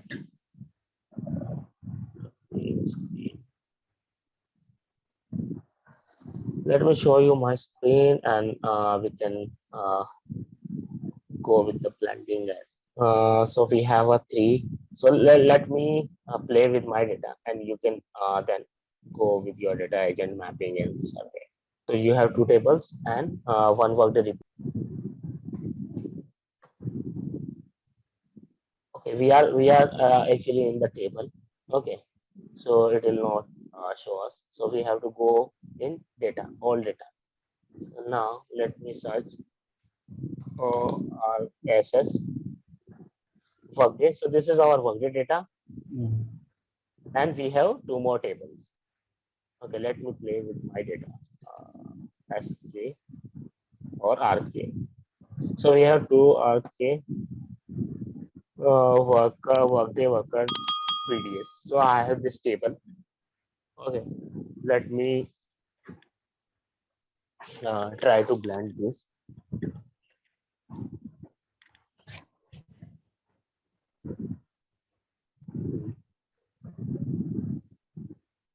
Um, so I have this Workday data, and let me create. So I'm not confident about my previous data, so I'm creating the new RK agent for blending the data. So we should have, if we are joining the data, we should have key matching. Okay, key should be matched. Let me create agent mapping. I'll upload.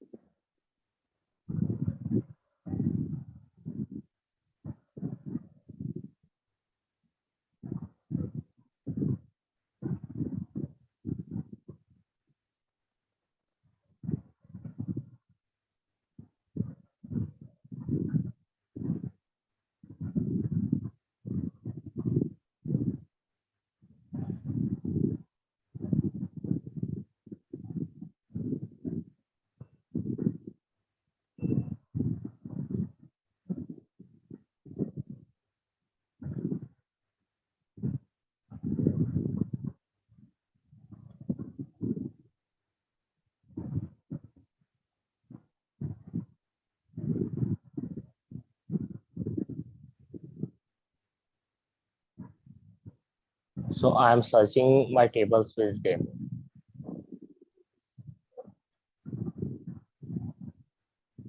Demo we have a legend mapping.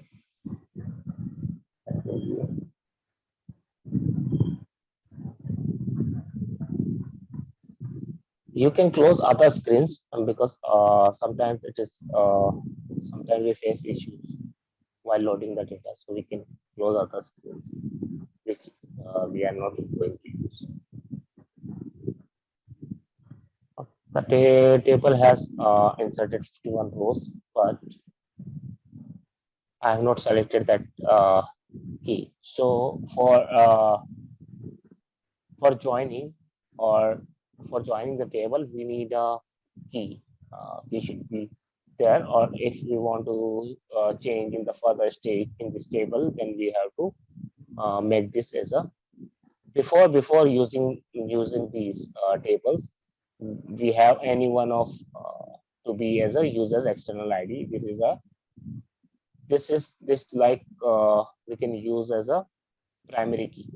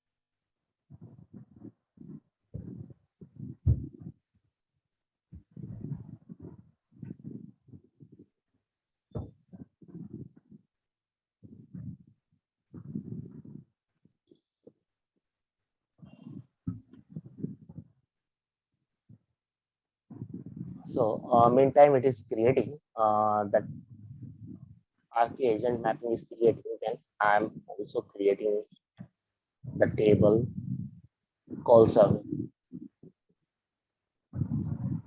RK call survey. So RK first initiate and call survey is a description of the table and the type of data set. Either it could be a base data set.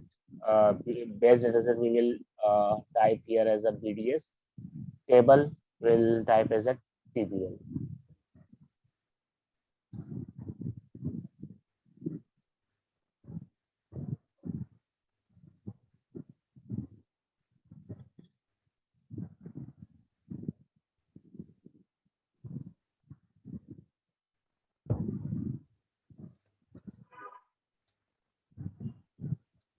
Call survey data, call survey.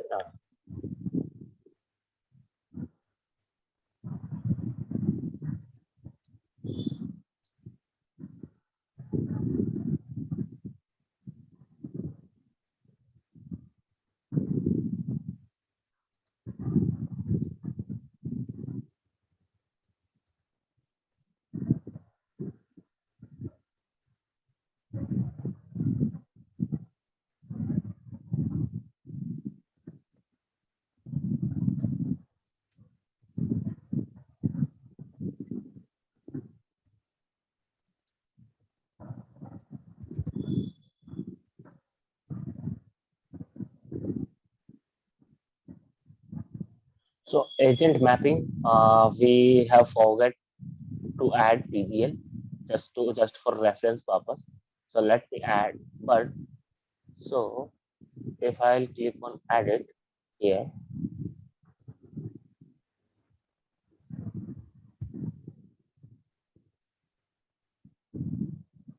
click on next.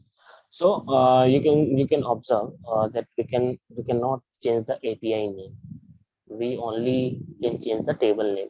So the API name is already automatically populates when we create the table. If we edit the table, then we cannot edit this API name.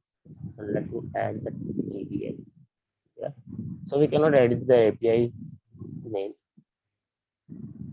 This is fixed.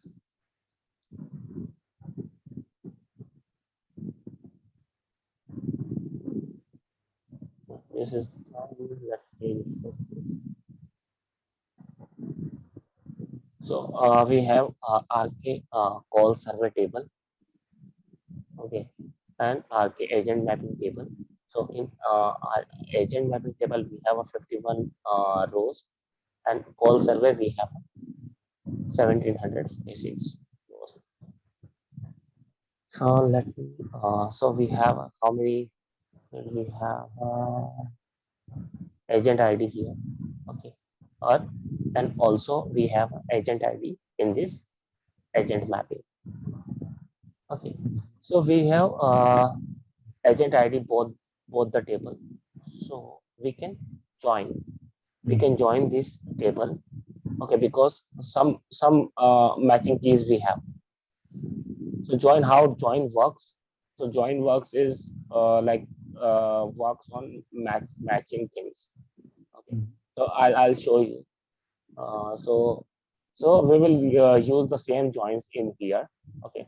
So now, so before showing this, let me go all data and RK. So I'll either I can select RK. Okay, my initial, so it will show this the result, top result, or I can go with the demo tag, all data. So I have not tagged. Okay, let me go.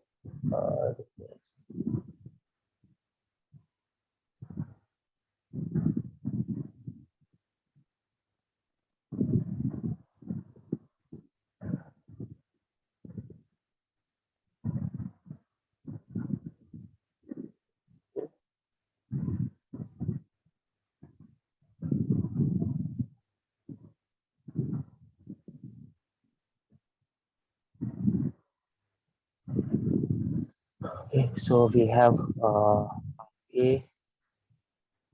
RK Workday.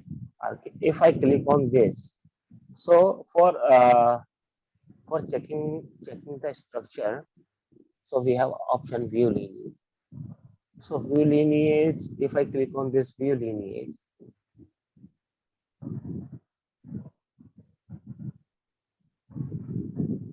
so it will show me only one lineage, one box. So this blue icon box is a raw data. Okay. So this blue icon box will contain the raw data. Let me create one drive data set. Okay. Drive data set, if you want to perform any transformation in this BDS, then we will store this data in drive data set. Okay. So for creating the drive data set, we have to click on drive data set. Okay, create and drive data set, and we have to select the base data set from here. So this is nothing but this is data catalog things, all the things which is available in data catalog. So now we want to create drive data set from base data set. So base data set we are referring to our Workday RK Workday BDS. So we have to create a base data set from for call survey, for agent mapping, and for this, because we cannot add the transformation in this base data set. This is not a good practice. We can add transformation, but there's we only get some options, not that much, 5 or 6 options in the DDS. Okay, I'll show you. In the BDS, we have to select the BDS. Select here. So for differentiating, so it is now you can see import of. So we are importing this data, Workday worker BDS. Okay, and this BDS contains raw data. And now in this DDS, okay, so BDS and DDS, there are two things. So BDS contains raw data, and I'm writing here as a derived data set, and this derived data set will contains the transformation. So I'm saving this.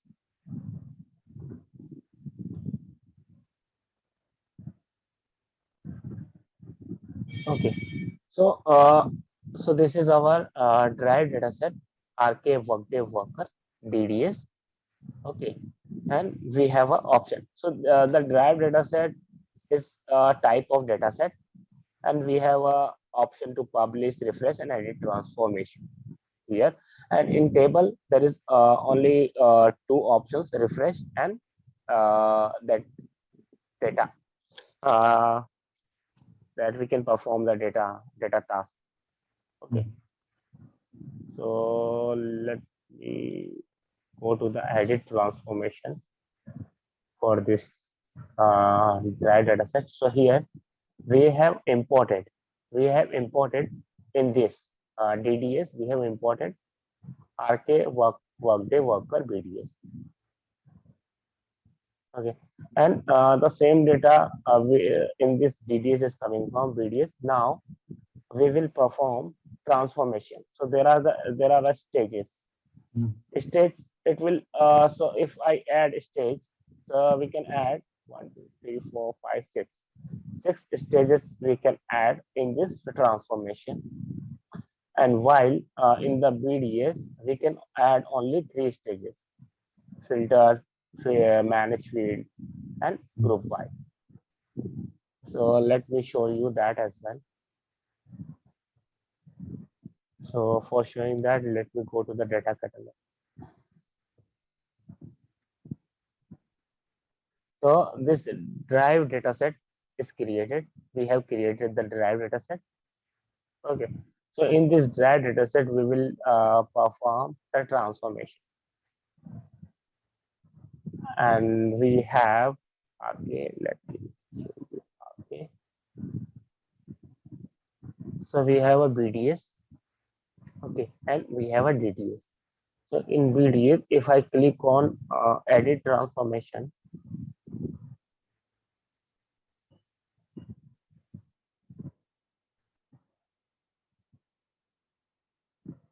so there is only 3 stages in the BDS base data set. So we first we load the data, any of data in the BDS. Okay, and then we can perform. If you want to perform any transformation, then we create the DDS. Okay, so let me show you the lineage. So lineage, if I click on view lineage on BDS, so it will show me only 1.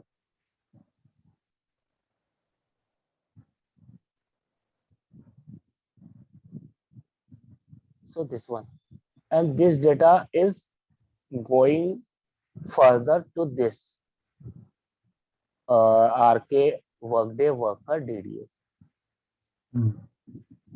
Okay, so this is the lineage concept. Lineage will give us the structure of the data set. So we will once we will join the external data, then you will be able to see one external data is coming from here and going here, and one external data is coming here and going here, and we are joining here, and like that. Let me show you. Let me create one derived data set for these two as well. This is a table, and I'll create drive data set for RK agent mapping table.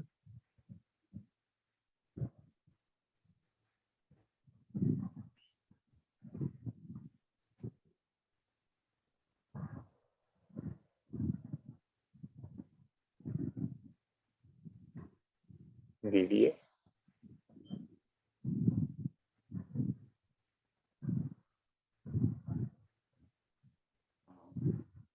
Okay, now we can transform in this DDS. We can add transform. So there are three DDS we will create. Create drive dataset and RK call survey.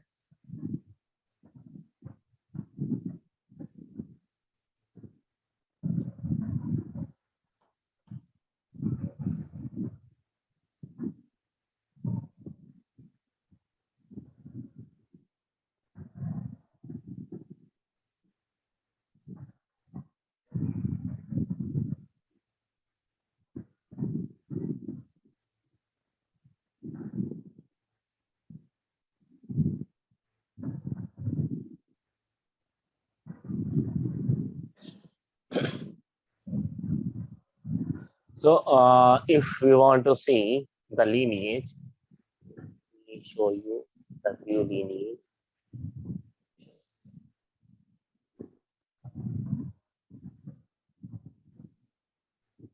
So you can see here in this DDS, the data is coming from table. So this blue icon is raw data, and this orange one, we will add certain transformation in it in further stage. So this is a derived data set. Okay.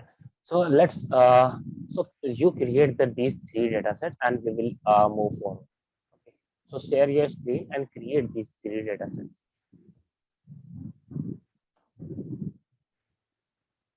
Go data catalog. So we have created three data sets. Okay. Drive data sets. Now you have created this SS Workday worker DDS, this server DDS, now DDS. Now we have to perform the transformation in this DDS. First, let me create. So now whatever we will do in the DDS, in the DDS only. Okay. If you want to blend, if you want to like join these both call survey and agent mapping, so we have to create one more DDS. Okay, one more drive data set, and first I'll select one, and then in this edit transformation I'll select the other one. Okay, first I'll select agent mapping, then on the DDS I'll select the call survey, agent mapping and call survey. So let me create one drive data set, agent mapping table BDS. I will rename it as a join. We will use join agent mapping and agent mapping join,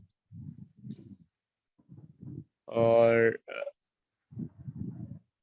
agent mapping and call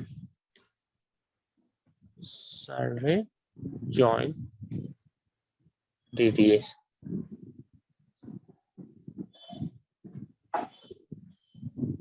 So now we have created this DDS, and in this DDS we will add call survey. Currently we have only agent mapping data in it. Now we want to join, we want to add join call survey data as well. Now let me show you that agent mapping call survey lineage. Okay, so you will get an idea. Let me use.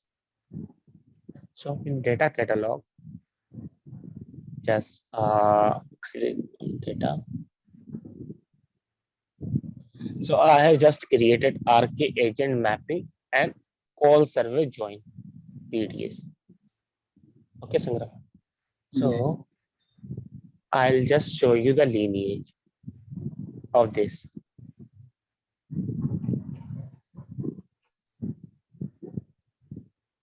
So the lineage is RK agent mapping table.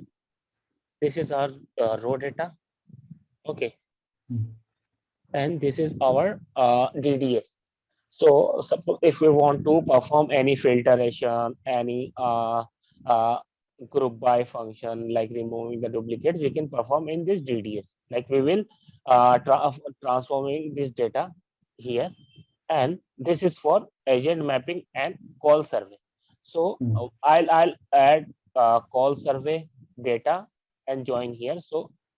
So in this data set, one more branch will come. Okay, I'll show you. Once the join is done, then one more branch will come here. If I click on view lineage of this RK agent mapping and call center join DDS, then one more branch you will see. Okay, let's Mm. go to that. So what we have to do is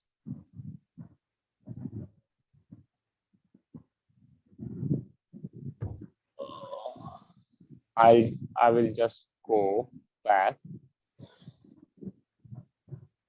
edit transform.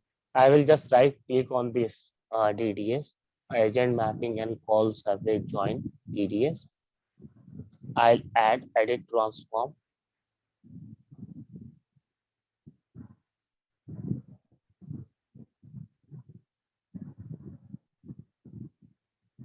and I'll add one stage. Okay, I'll add one stage. We can add any of the stage. Let me join all the table. Join, and here we have to select the pipeline. Okay. Pipeline. So the pipeline means. In the first class, I have actually given the details like whatever the key points we will use. Okay, the terminologies, data catalog, pipelines, and stages. So so we will use here the pipeline we can select. So this will be our primary pipeline.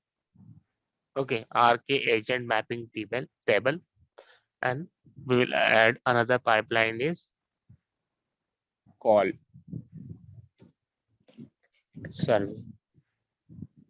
So there are three call survey. So RK call survey, this is our raw data, which we don't want. Okay. Our raw data, which we will not want in this RK call survey data, this will want. Okay. RK call survey table TDS. Okay. Mm. Because we have to perform all this data change task, not data change, they drive all the transformation. Correct.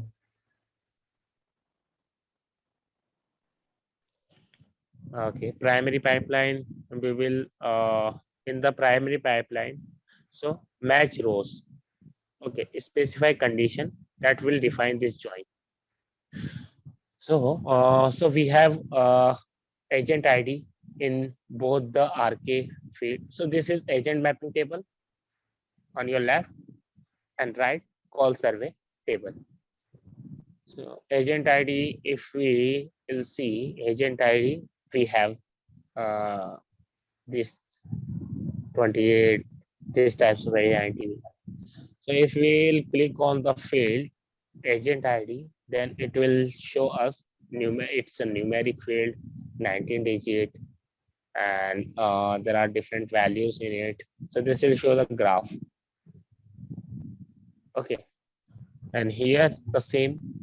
If we want to analyze like what are the values in it, so first we'll check the 51 rows in it in this table, and if I click on the agent ID, Then here we have 1, 2, 3 to 10, and here we have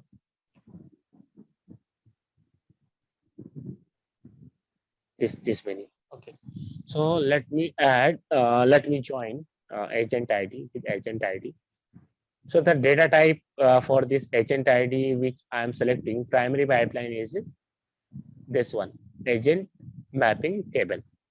Okay, this is primary pipeline, and call survey, this would be a secondary pipeline. So we have agent ID in both the table. Okay, so we have, and the type, field type is numeric. So field type should be match. So suppose if the agent ID is in this RK agent is is text, and in this call survey the agent ID is numeric, so it will not match, it will throw error. Okay, so the integer is matched, and now in primary pipeline it will show what data we want. Okay, so suppose we need, so we are comparing agent ID, so we can rename agent ID from agent mapping table, agent ID, agent mapping. Okay, we need both the agent ID, and here, so here we have 7 fields in this agent ID table, but we want only 2. We don't need this WPA field, so I'm deselecting these. So employee ID and agent employee ID. So we can rename here the fields. Okay, we can rename, and RK call survey table TDS. We need all the fields. So agent ID I am renaming here as a call survey.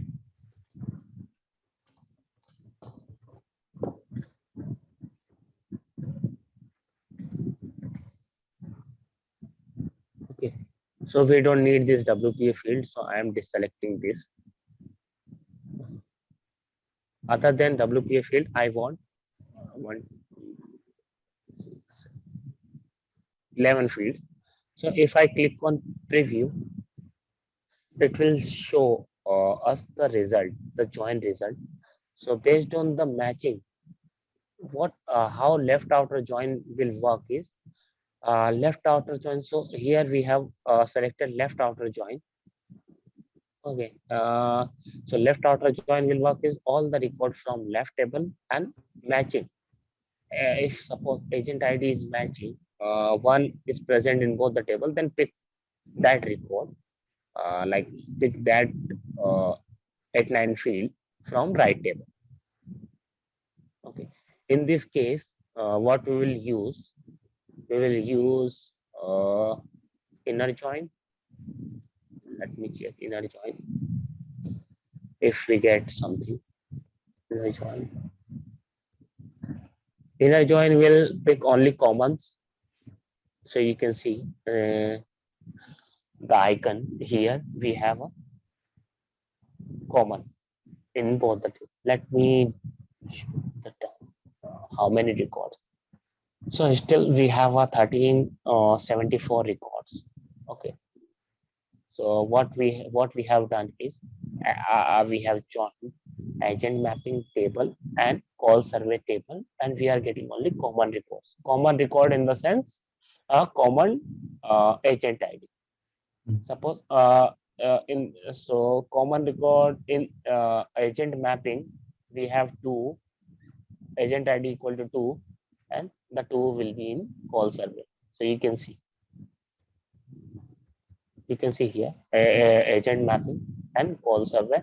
So we have matching, all the matching agent ID we are considering. Okay, all the matching. So let me so this join is done. Let me save this.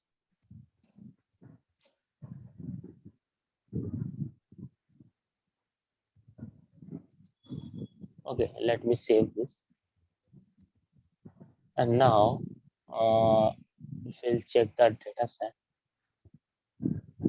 And here, if so, earlier what it was showing only one line, one lineage. Mm. Now, if I click on lineage, so one more branch will be added. Yeah. View lineage.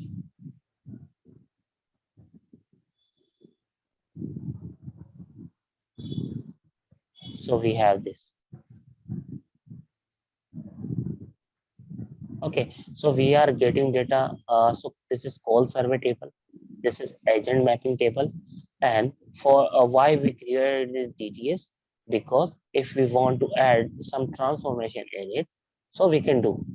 Okay, the agent mapping table data is here. Call survey table data is here. So we can transform in this. We can add transform in this data. So this is a raw data which we get from vendor, which we get from Workday. Okay, this is raw data. You can know. So in this raw data, this will show as a BD. So this is a BDS base data set. But in this case, we have a table. Table is also a source. So any of the blue icon is raw data, which we get from vendor or Workday. Okay. So in this, we have joined RK agent mapping and call survey join. We have joined both the table, and here we got 13 fields. Here call survey, we have 16 fields, and agent mapping, we have 7 fields. But in 16 and 7, it's WPA field included. So here we have 2, here 11. So in the eventually, we have created one join set. It is showing here 13, 11 plus 2, 13 fields. So now what we can do is we can suppose this is the thing you want. Okay, so what you can do, and you want a report on top of this, you can click on, you can again create one more data set and rename it as a PDS, published data set, and you can view,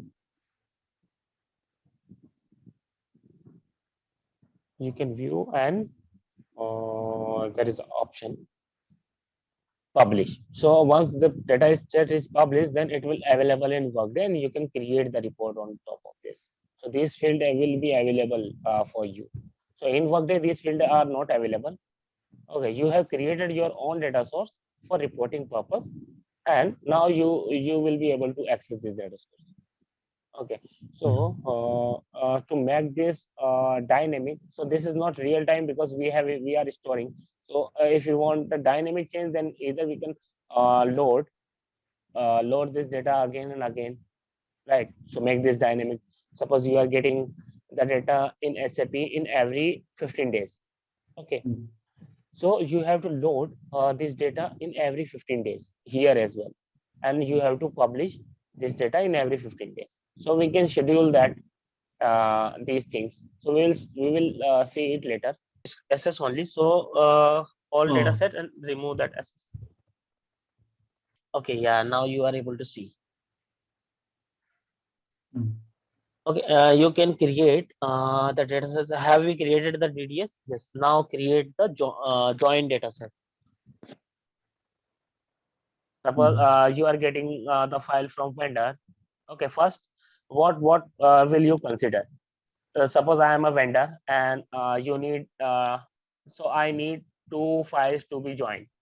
So you will ask one question like, is the same field is available in both the files? So this will be your question. If I want to join, we have created this agent mapping table DDS and call survey DDS and Workday data, and we have added one join. Okay. So if I go with this view lineage, what it does is it will show the structure of that data set. Okay, how it connected, the branches, how many branches in it we can see in the view lineage. If I click on view lineage,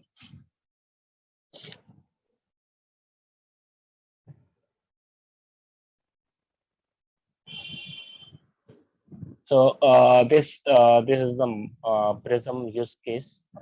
In this Prism use case, what we are doing, we are getting the data from call survey, and we are adding one DDS. We have added one DDS for transformation, and for this DDS, we are doing joins. Right. Okay. So when to see the join, we can go right click and edit transformation. Mhm.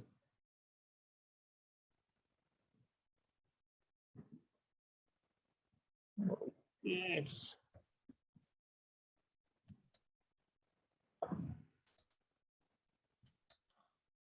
So here we have joined call survey. So first this import.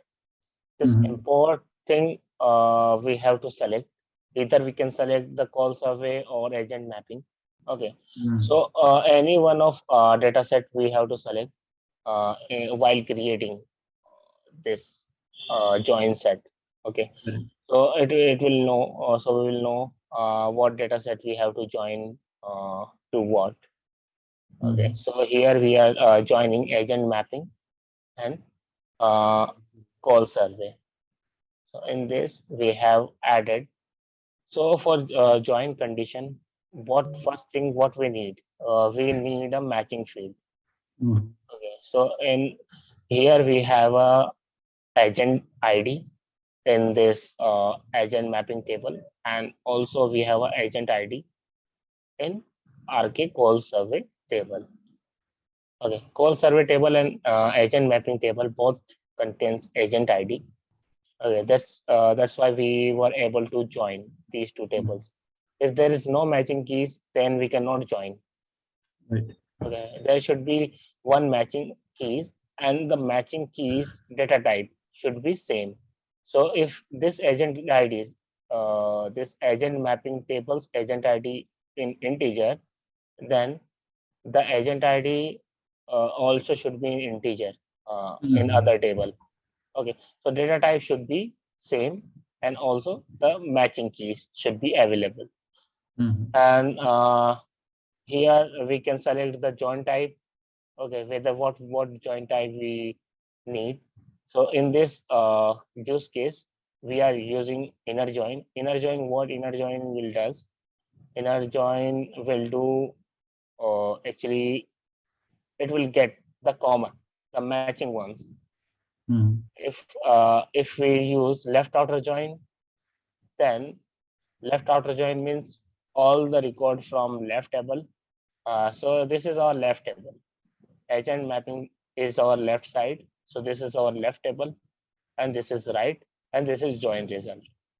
Okay, Mm-hmm. if we select left outer join means all the records from left table and matching records with this. If something is matching, then pick that record from right table. Okay. So and similar right outer join will work. So right outer join, how it will work.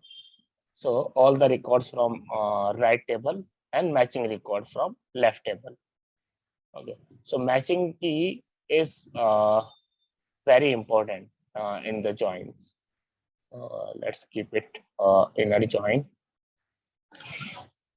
So in the primary table, agent mapping table, we have selected two fields. We have skipped these five fields. These are Workday delivered fields. Okay, and we have selected these two fields because we need only these two fields. And this call survey table, uh, we have selected all the fields excluding the WPA field. Okay, so 11 fields from call survey and two fields from agent mapping. So in result we have 13 fields. Okay. So in this way we can join, and here you can see the URL. Earlier in the 21 update, there was no URL to directly go to the DDS. So in this update, this 2022 R one. Okay, so we have an option to directly go with the data set. If I click on this, it will uh, just we can see this data set.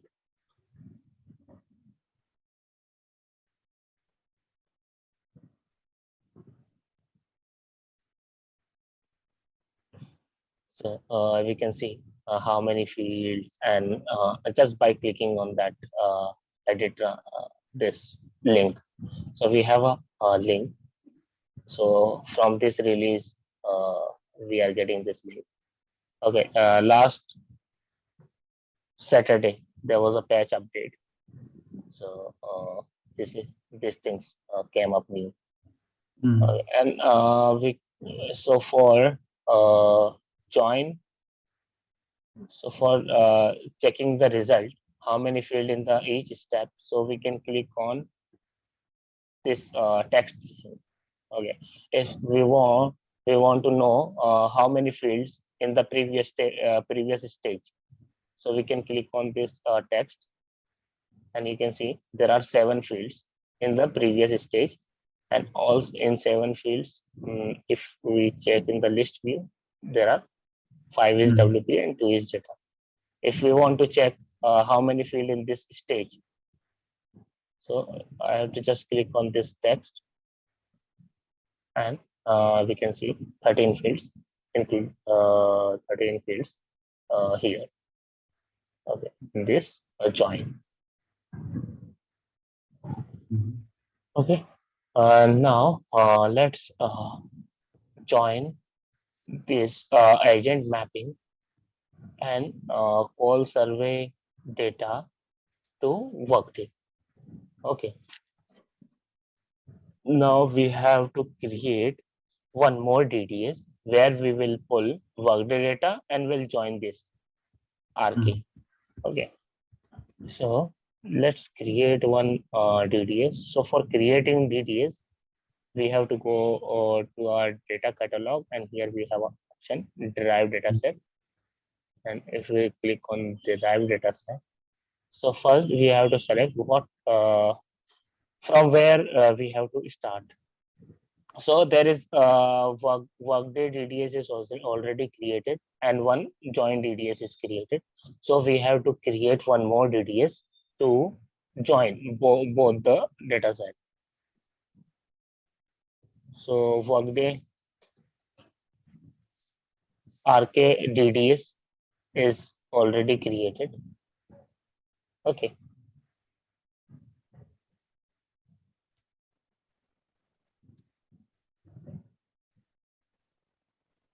So I'll rename it as a RK Workday worker versus what was the name? Agent mapping and call survey.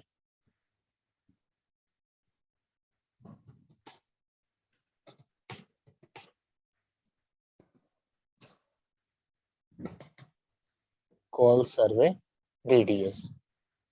Okay. Join DDS. So here we are joining Workday data and this join data. This join data we are joining. Okay. Let me click on save.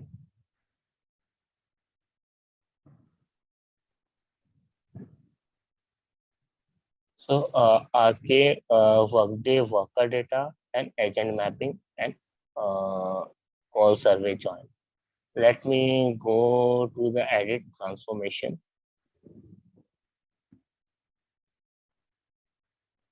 So here, what matching keys we have from both the table. So just find out what is matching keys. So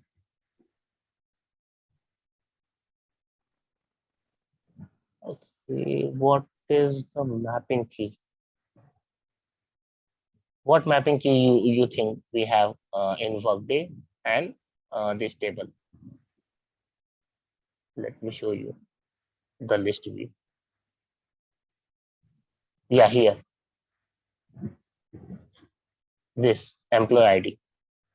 This employee ID we can find in both the table, both the data, Mm-hmm. Right.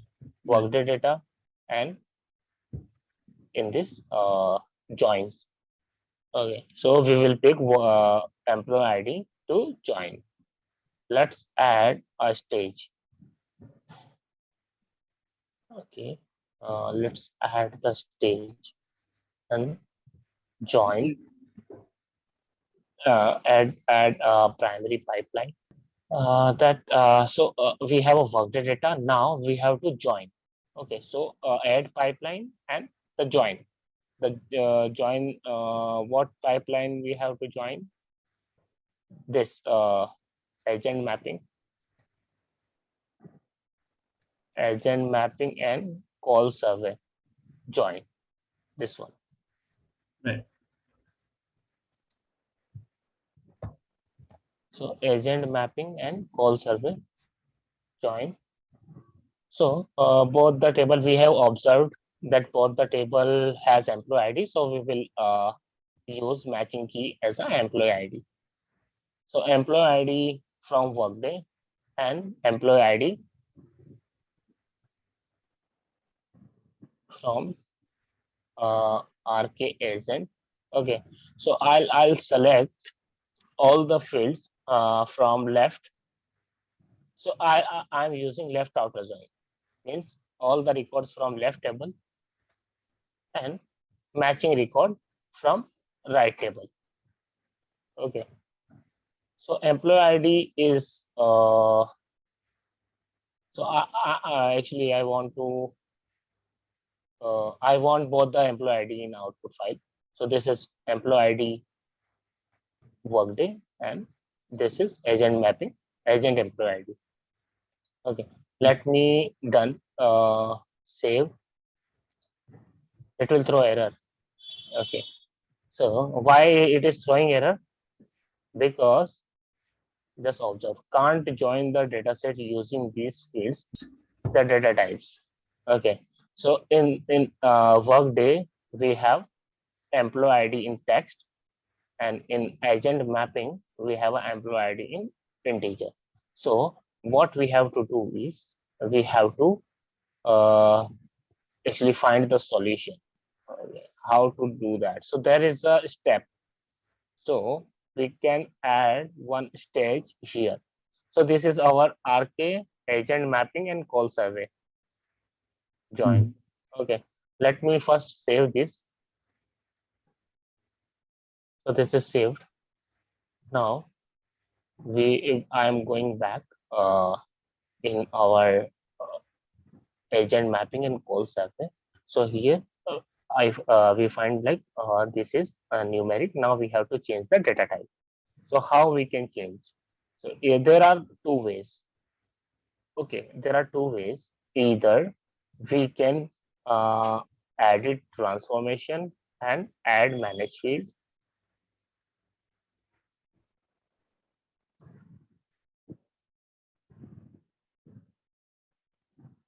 So there is a stage called manage field. Okay, what manage field does? If I add manage field here, so it will pick all the fields from previous stage. It will pick all the fields from previous stage. If we want to change any of the data types, then we can change in this manage field, and it will throw the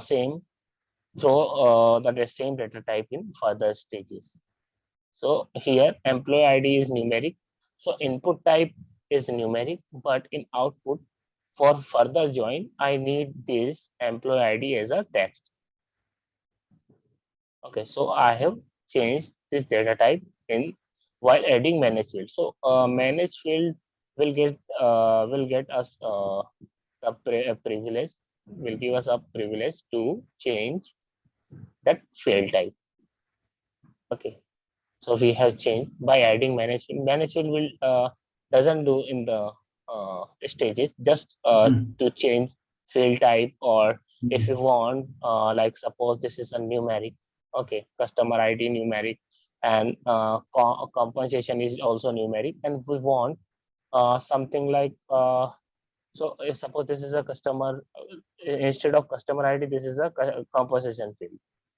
Okay, so we want 2 digit, so we can format in these type thing we can in the manage field. Also there are ways, so there are also some we can also create prism calculated field, okay, to get this in text. Okay, I'll show you in the next stage. Okay, I'll show you how to do that. So here we have added one manage field, and now it will automatically, if I refresh here, because we are joining this. If I refresh here, it will automatically should fetch, okay, the data type. Mhm.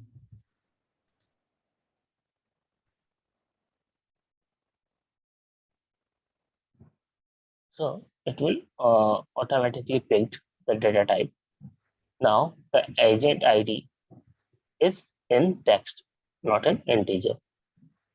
So we have selected all the records from left table and all the records from right table, but the left outer join will work all the records from Workday and matching records from this table.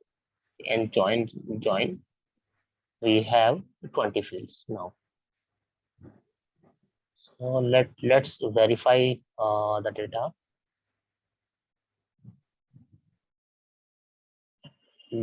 Are we getting any result? Okay, so we are getting some records, 2011 records. Okay, so by using this join. So in the previous stage, what was the field? In previous stage, we have a 672 records. Okay, and in this join stage, we have 2011 records, because all the we are picking actually if Workday has, so in Workday table, let's check the Workday table, how many rows in the Workday table. So we, to check this, go to the data catalog. So this agent mapping survey, this is the recent one. Yeah, this one. This DDS we have created, and in this DDS we have joined. Okay, we have joined agent and call server. So let me right click and view lineage. View lineage.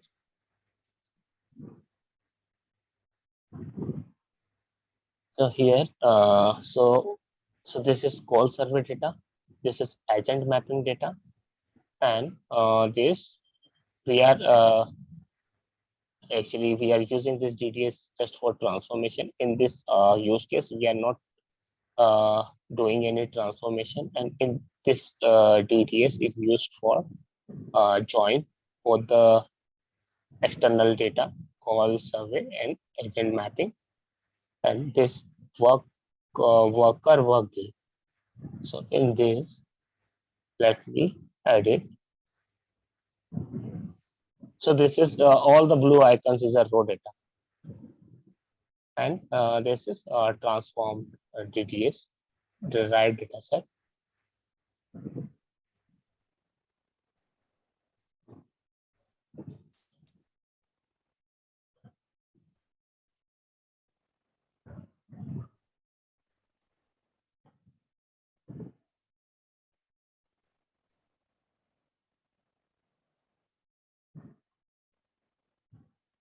So now this is also a new feature. Mhm. Earlier we have to select manually. This Mhm. I have observed today. So earlier we have to select manually. Either we can select Mhm. 1K, Right, right. 20K. So now there is a default. So this Exactly. is a new patch update. So we have to select. So this is by default, we will get the 20K record. This is by default. So in this Workday table, we have 672 records. So this prism, we cannot rely on this prism. Sometimes it gave us the right value, sometimes the record perspective. Okay.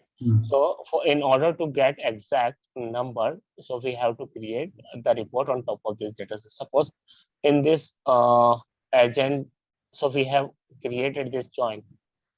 Okay. Let me show you.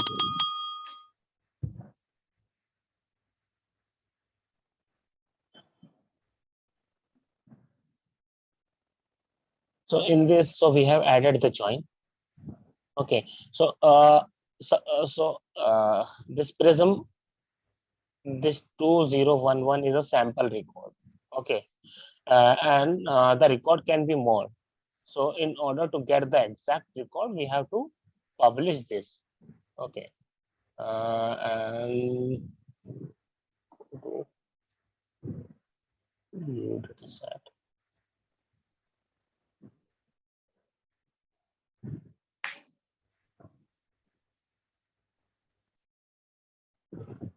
So we have an option to publish this data set, and we can actually create on the data set and publish this. We can create the report. Okay. And by creating the report, we will get the exact count, how many records in it. So till here, what we done is we pick two external tables and one Workday data, and we have joined these two external table in one DDS, and in one DDS we have joined Workday data and these two. Okay, in this. So this is the lineage. Okay, the latest lineage. So it will show all the branches. Okay, if I click on view lineage, this I'm closing other tab.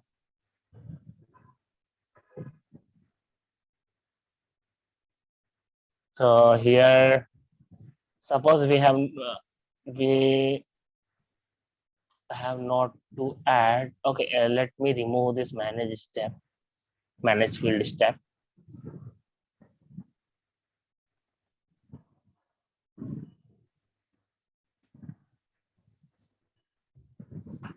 And save. So it will again show the error. Okay, because the data type is different.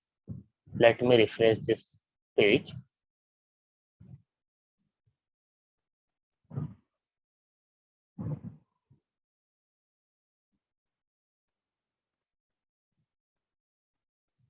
Okay, it is throwing error.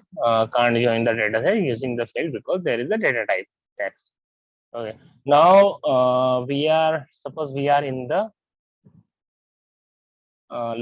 in the join stage itself, and it is throwing error. So we are in this step and it is throwing error.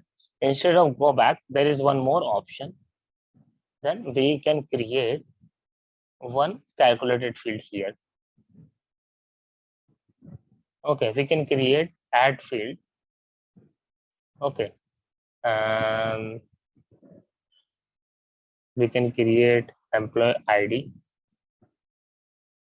Okay, this is Workday's employee ID. So we can create employee ID.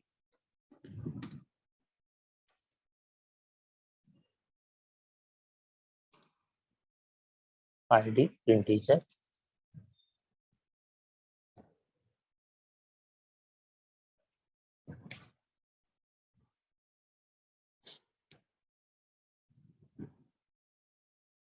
And employee ID integer. So this calc field. So here we have a window tab. Okay, this is small icon. I'll click on this, and it will show me that expression. So in this expression, we have a vendor function. Okay, this is function library. we have multiple function in it, and we can use these function as per our need. Okay, so in this case, we have to what we have to do, we have to actually convert a text to number. Okay, just because we need this field in joins, so we have a function to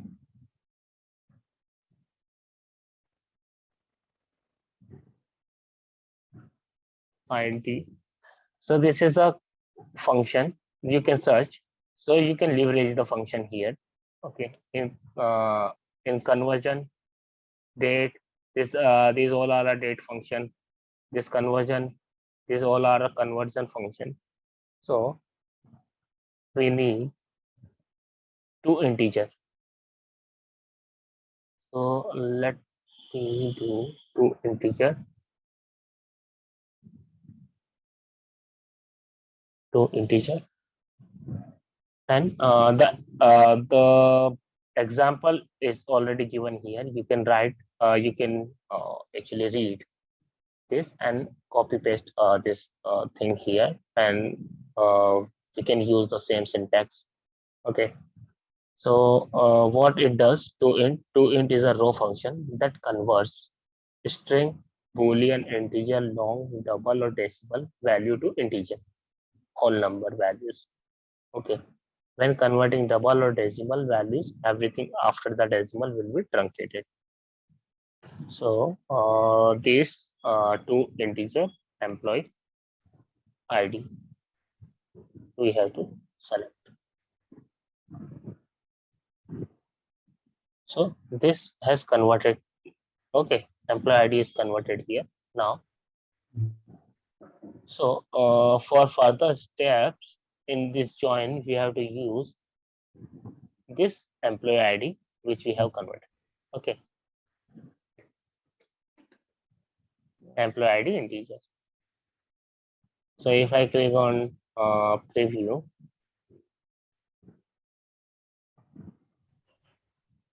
and done.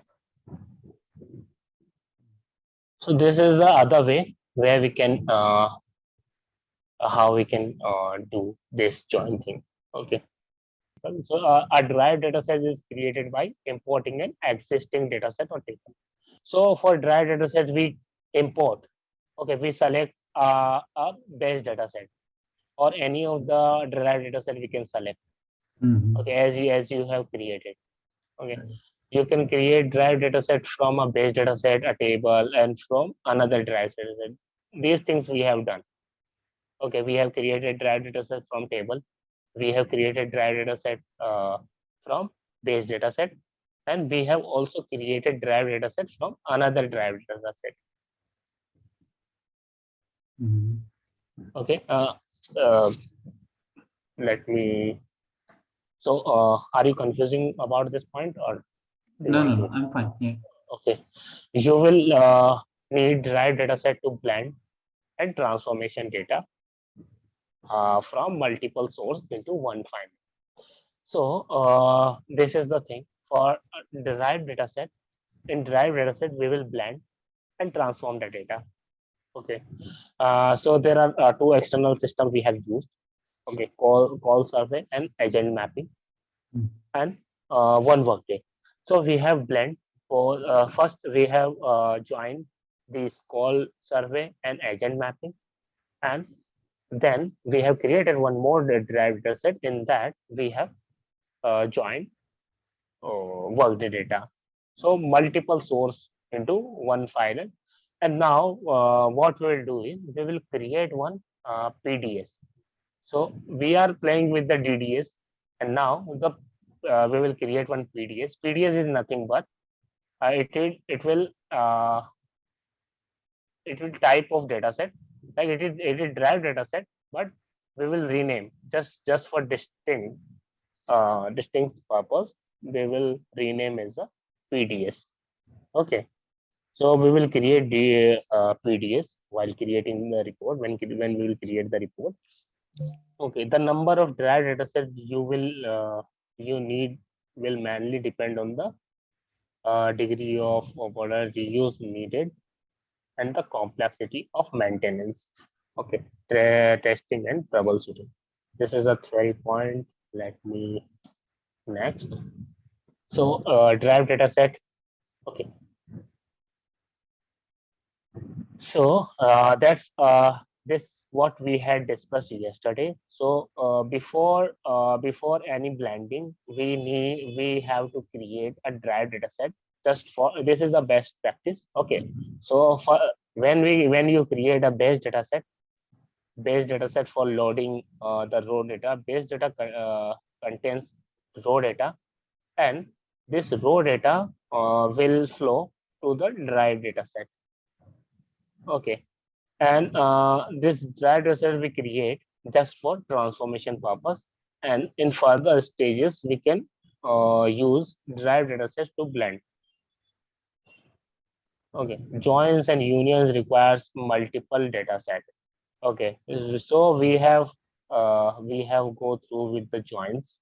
Okay, joins we have done the inner join and left outer join in our uh, data set, and like the data source creation.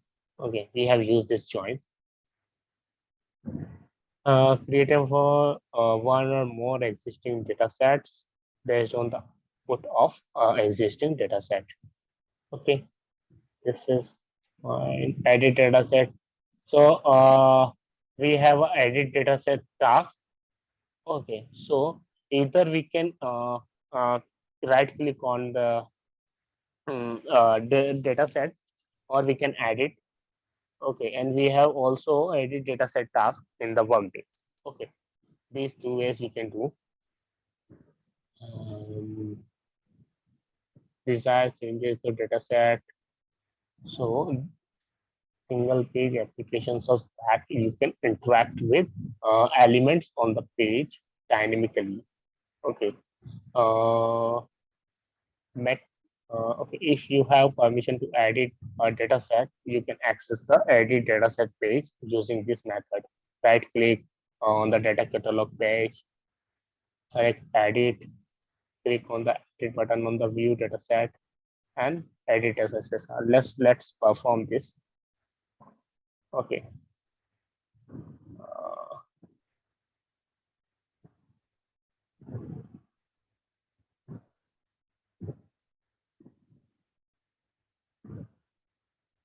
so these are the data sets. If we click on view, okay, right click, view,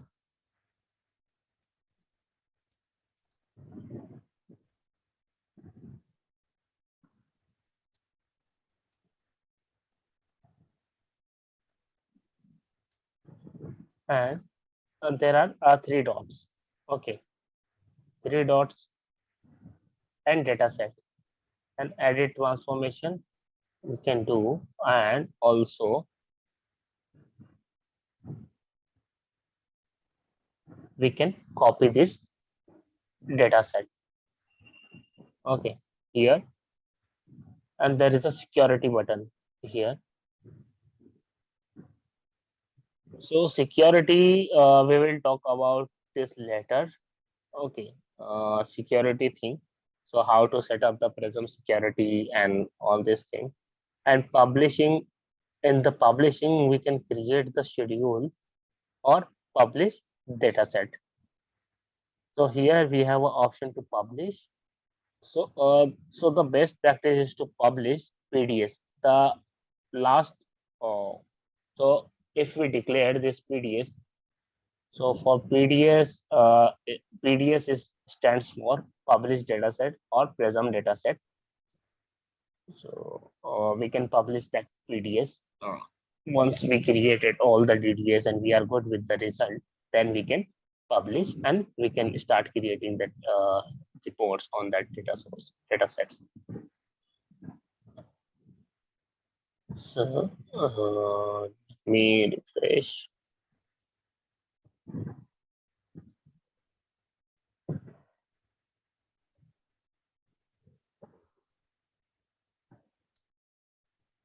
So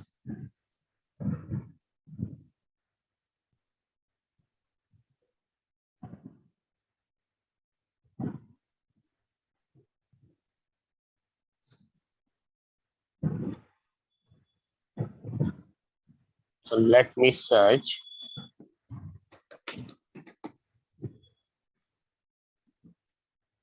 So we have a edit dataset task,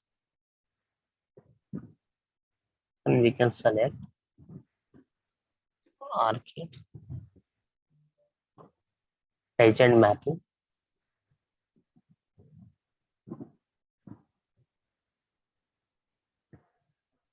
So it will directly we can directly see the UI of that edit dataset transformation. And the same thing we can do from here, right click, edit transformation. Okay.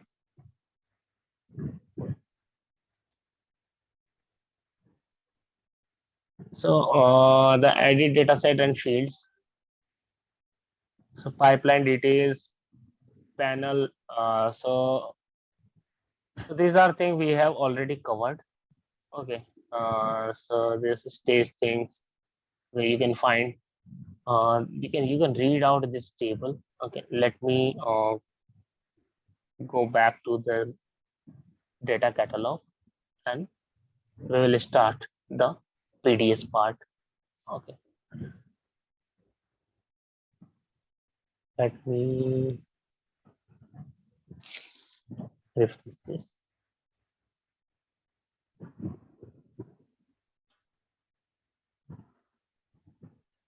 So this is our DDS. Now let me copy this name, and I'll create one more DDS, derived dataset, and search the name here. So this is the dataset then that we want to publish. Okay. So click on this. Okay, not this one. This is yours. Let me do for my dataset. Okay, this is yours. This is mine. Control C, derived dataset, and this.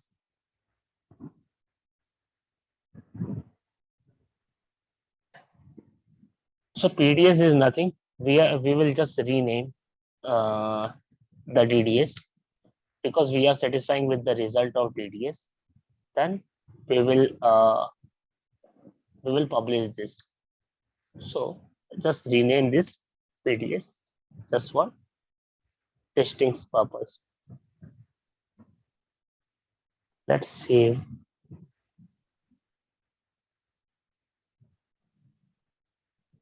Yeah.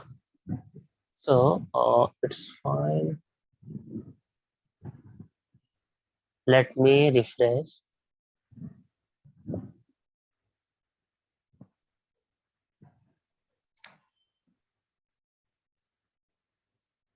So you can observe there is one more dataset is we have created, and this calls PDS, and this is TDS. Now we will publish this PDS. So publish the PDS, we can view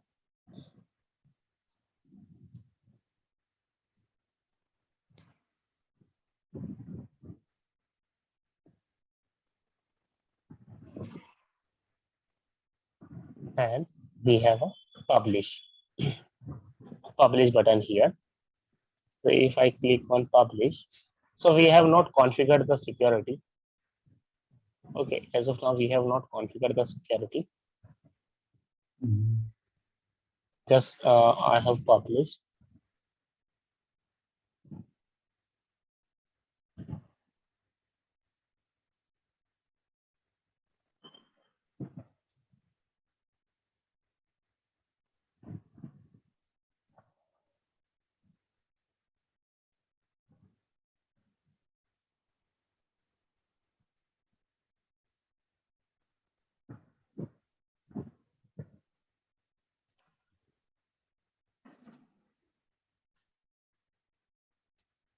It will take time 2-3 minutes to publish.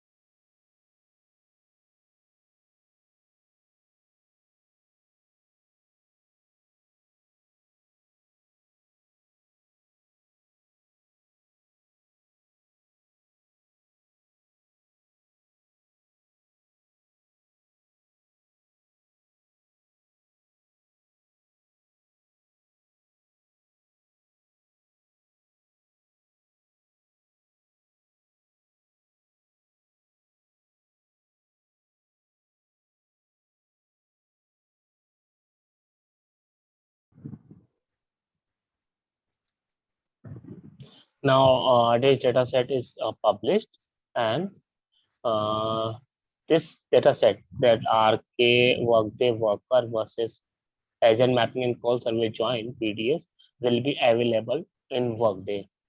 Okay, in Workday for creating the reports. And this data source, we have a 20 field. Let me go to the Workday and create custom report.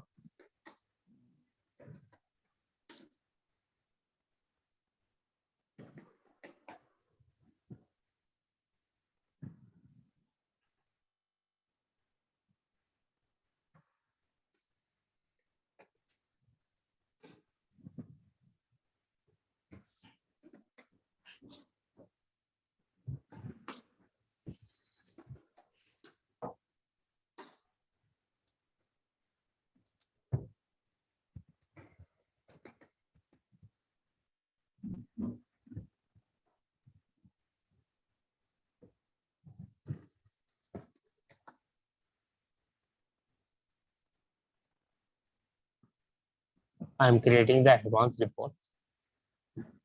We can also create the matrix report, advanced report, any of the report on that data source, Prism data source. Prism data source is RK. So RK Workday worker versus agent mapping and call survey join PDF. So this is an optimized data source. Okay, Prism data source.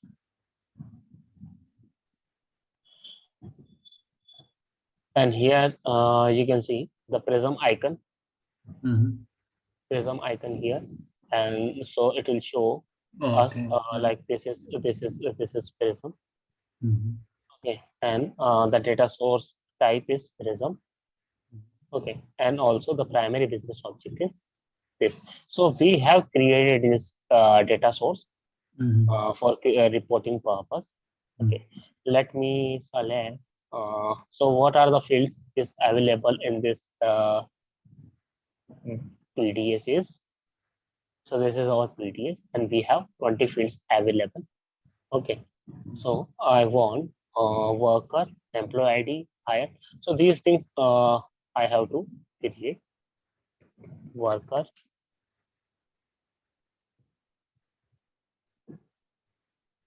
worker,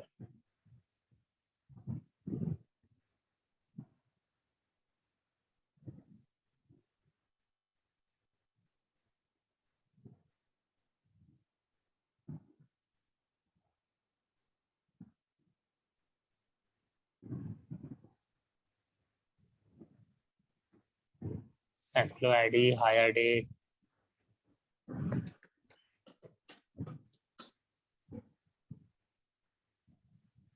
So there are two employee IDs. I want to pick this employee ID,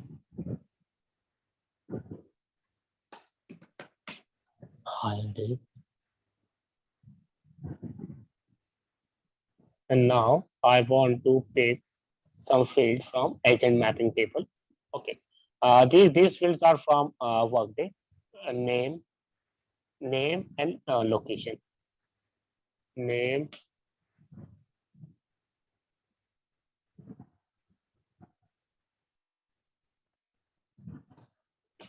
location,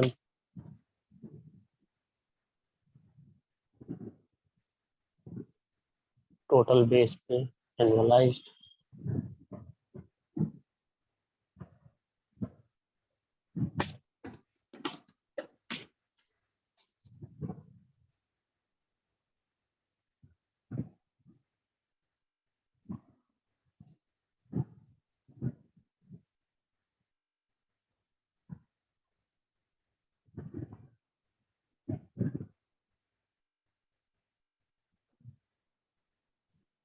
So now I want this agent field also, agent and call survey field. So let me pick.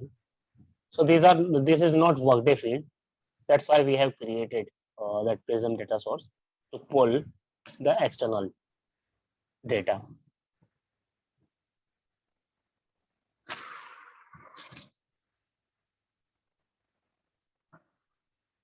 Agent mapping.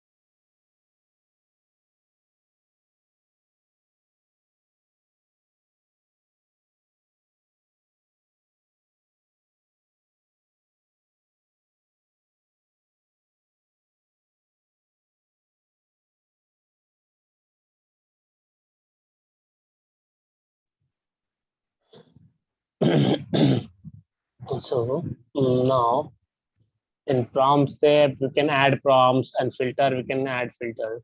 Okay, share.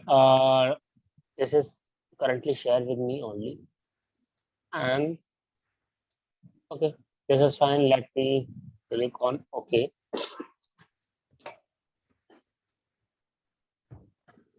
and run.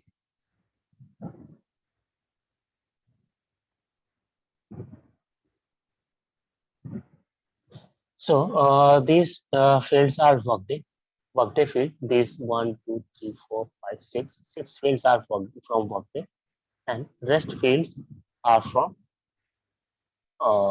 that agent mapping and uh, that what call survey. So some fields are zero because why these fields are zero? Because the employee ID is not matching. Okay, so what join we have used all the records from left table and matching records, only matching records from right table. So that's why. So the employee ID is not matching. Then it is showing 000. So this employee ID is matching. Okay, you can see employee ID is 21211, and here also the employee ID 21211. Okay, so it is matching. That's why all the records is appearing, like the data is appearing. If the data is zero, because the joins we have selected is either right outer join, left outer join, like that. So let me. So this is this call survey and agent mapping we have joined here. Here there is an inner join, and also we have joined this workday data here. We have blended both the data, and eventually we have created one PDS and published this. And now, and also we have created the report on top of this data set. So to identify what report is created, so first we can search the PDS, because this is the one which we will publish PDS. Okay, RK workday PDS. So for this, I have to click on view.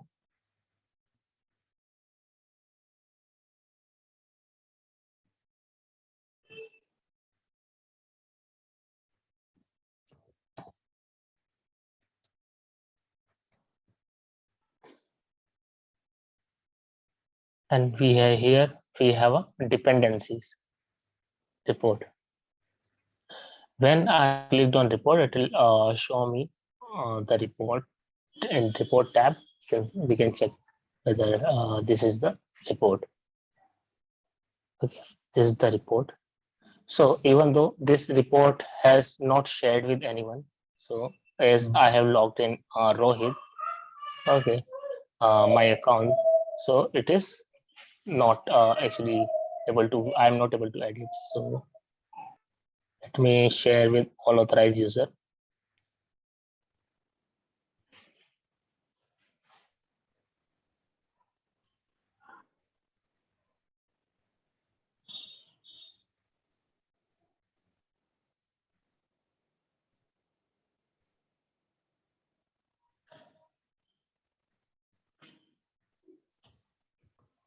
Now I can see the report here.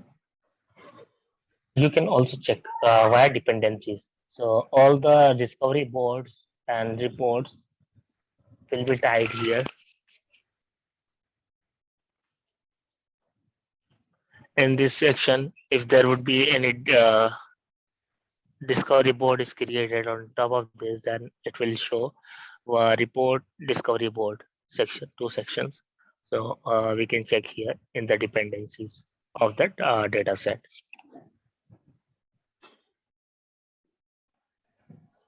Let's move forward. Let me show you that PPT.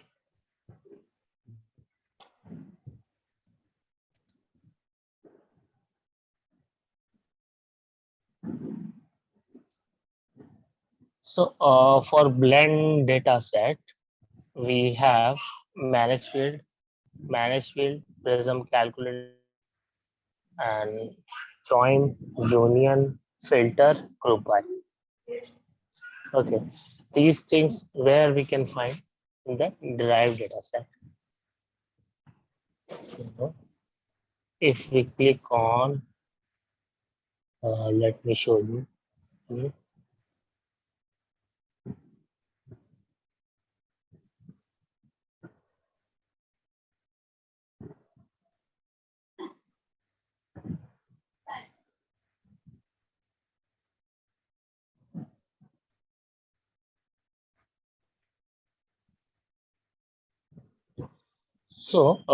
This is base data set, all the below icon, and this is the derived data set. Okay, I click on any of the derived data set. Let me click on this, edit transformation. Now I have selected the screen. Okay, okay. So now, here we have five stages: manage field, join, union, group by, and filter. So to see that, so this is our base data set. Okay, blue icon, and this is our derived data set. So in base data set, if we check, let me edit transformation, edit. So here you can observe there is no edit transformation, it's a edit. So generally Workday don't recommend to add transformation in the this then this base data sets. Okay, and this is basically this is a table, that's why we are getting.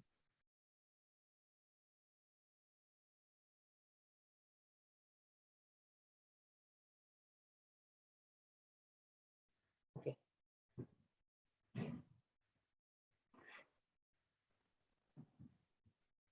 So Workday don't recommend us to make any transformation in BDS. So if you need any transformation, you have to create the DDS and make the transformation in it. In BDS, we have only three steps. Filter, we can filter out the records. Okay, let's reduce the number of records in the dataset by removing rows. So this filter option, we can this works like filter out. So we have seen we have already seen the filter application. Suppose if we need, let me add one filter. Suppose you need employee ID 21001.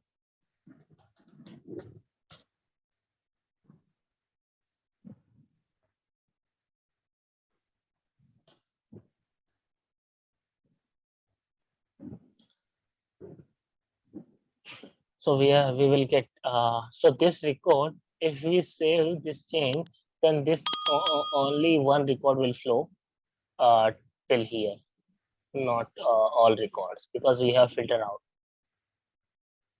So in Workday, there are 672 records, but we have filtered out like we need one or two records. So this is the way we can do, and this one record will flow till here. This agent, Workday agent mapping us. This call survey join. Okay, let me remove this filter.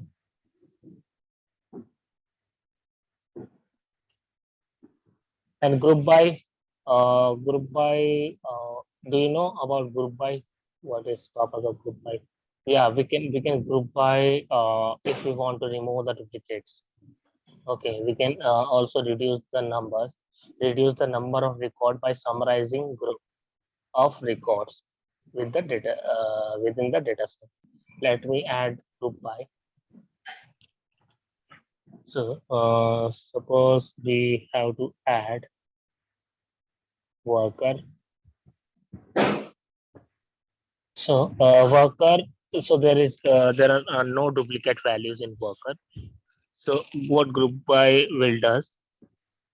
So I have selected worker and here count. We can also select some, average, maximum. And so we can select, like suppose we want, so there is a requirement where we need workers maximum compensation. Okay, so yeah, total annualized base salary. So like that, we can select. This is maximum, and also we can select some. Some will add. Uh, Suppose you have a two worker, uh, Daigo Chiba, and one more row for Daigo Chiba. It will sum for both the worker, and it will show here. In this case, we don't have duplicates. We don't have. We have unique workers. Suppose you have a multiple worker or multiple employee ID. Okay, same employee ID. Suppose you have a two employee ID. Let me show you. So you have a two employee ID 21004 and 21004 here as well. But in our case, we don't have that. We have all the values are unique. Okay, in Workday. So you can see the result here. The result is coming. There are 9 fields. In group by, we have selected only employee ID. So if in order to get all 9 fields, we have to select all 9 fields here in group by. Suppose you don't need that name. Okay, name either. So and also you need a sum of total base pay, then you will use group by. If you don't need name, location, and this hire date, then you can simply use manage field. Manage field, you can remove the fields. In manage field, if we don't want 2-3 fields, suppose this WPA and name, hire date, then it will show us only few fields, whatever we have selected in the manage field. And the same in group by, we, so for suppose you want to get some of the employee, then you will use group by. Okay, grouping the rows. So here group by and join connects two data sets by merging matching rows and appending columns.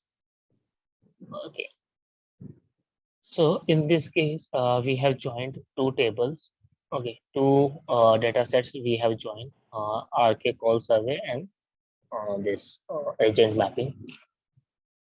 Let me edit transformation.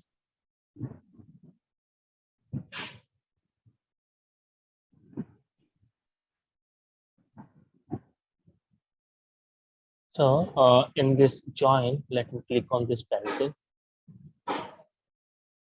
And here we have one table, and here we have a two table, and this is join result.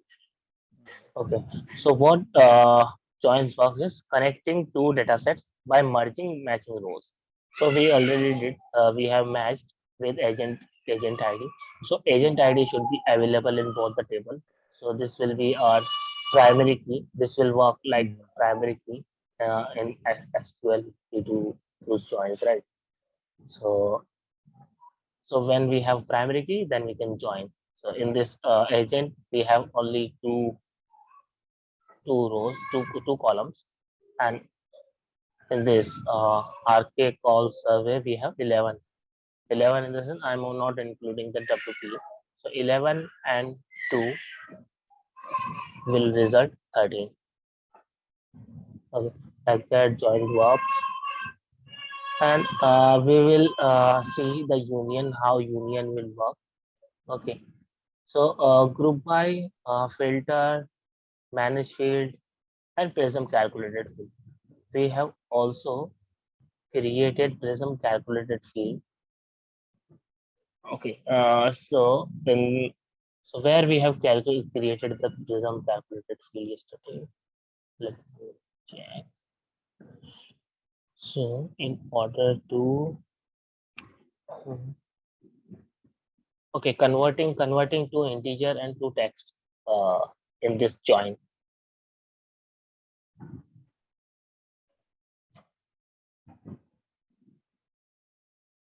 So there are two ways I showed you. So either we can do via calculated field. So here this calculated field. So to access this calculated field, we have to click on this text. If the calculated field is present in join, and we have to click on this, and you can here we don't have zero calculated field. So in import, you can see one calculated field and you want to see that calc field. So in order to access this calculated field, you have to click on import. Import in the sense this text, and there is one calculated field. If you click on this, it will show you what is the logic is used, and you can click on this window, and it will come in empty screen. You can write if you want to change something in it, then you can change. Okay. So Prism calculate field. Union is nothing but we will union both the data. It's a simple. To suppose we want to get so table, for example, table one has all the field like two field, and table two has 11 field. Then instead of matching, so in this join, how join works, join will use the matching key. If something does not match, then it will like, either it will left that record, or maybe the record will be zero, you know. So in our report, let me show you the report result.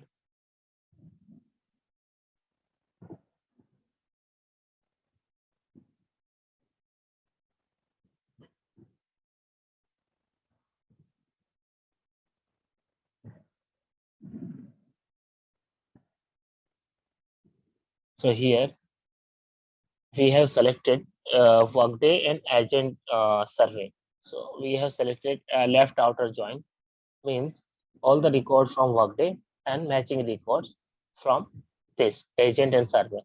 So these records are not matching.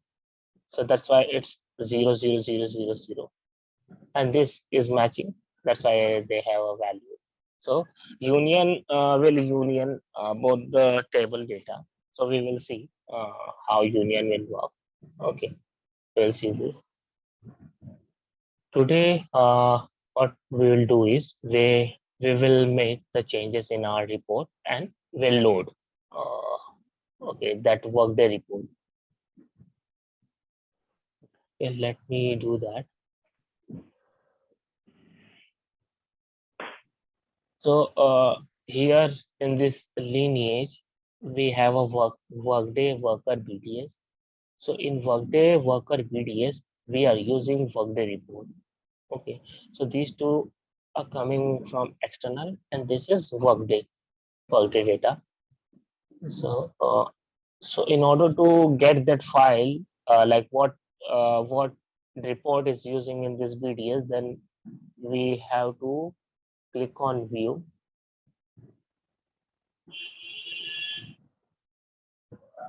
and three dots, datasets, dataset, and edit integration details or view integration details. Okay, so you can check the report name here, RK. Yeah, this one, RK Workday Worker BDS. This is the report name. So if I click on here, copy and paste. So this is the report which is created in Workday, and now Right.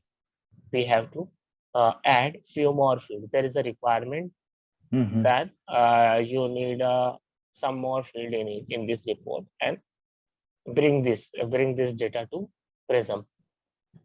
Mm-hmm. Add it.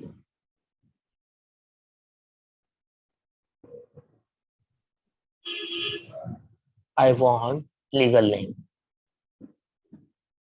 We have name already, but we also need legal name.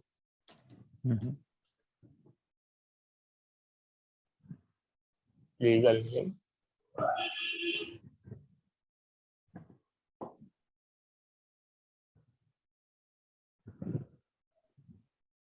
So if I run,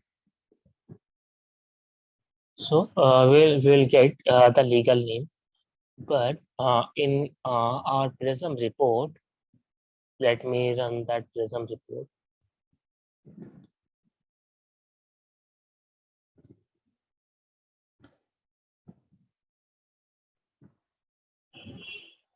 So this is our Prism report, but in Prism report it will not reflect. So Prism report still has name, not legal name. So in order to get that legal name in our Prism report, so we have to reload this report in Prism. Okay, how to reload? Let me show you.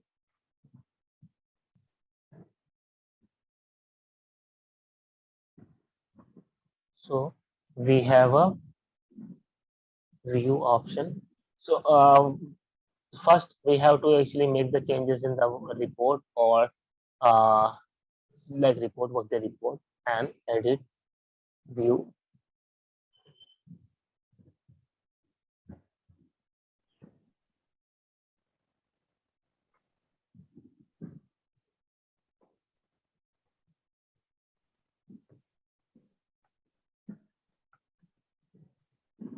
Edit integration details.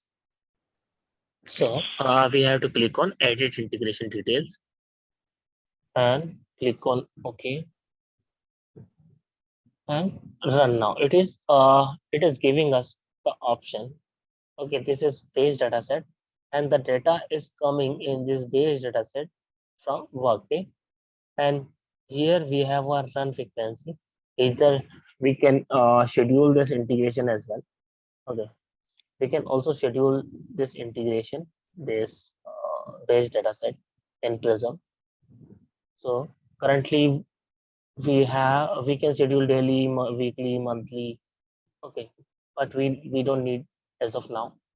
Okay, we have to run now this integration. Let me click on OK, and everything will be in replace mode. So in this requirement, in this case, I need to be replace the existing data to my new data. Okay, and we can also append, but we need this replace. Generally we do replace, but in some case we can also append. Append will Workday keeps the existing data in the data set and adds to it. Okay, so I'll run this data set in replace mode, and successfully edited and details and RP. Okay, so now it's run. It has run. So you can check if your data set is completed or fail, or maybe so you can check the integration details. So right click, view integration details, and background processes. Click on that background processes, and here the time 26/4/2022. We this load is completed. Okay, we have run the integration and it's completed. Now go back to our Prism data source, that Prism dataset, base dataset. If I click on edit transform,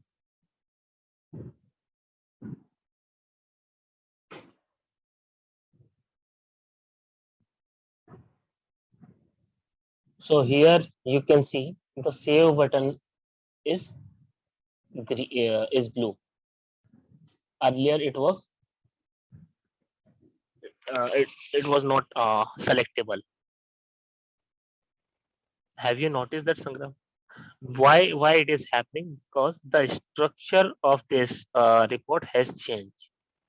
That's why this save button is blue. Now we have to click on this save button and save the data, because we have changed the structure. We have added one field, legal name, in Workday report, and we have loaded in Prism.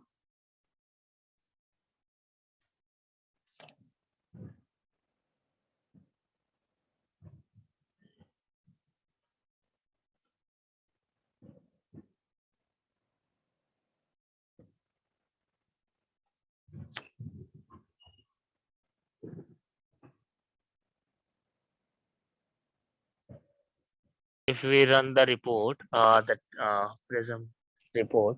So this is our Prism report. Now we have loaded the data in Prism. This is our Prism report, RK worker versus agent mapping and call survey. So now we have to add that field.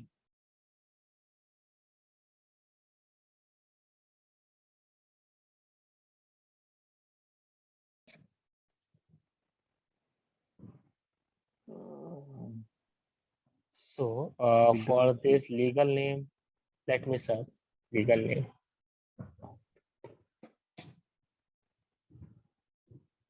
So we don't have the legal name.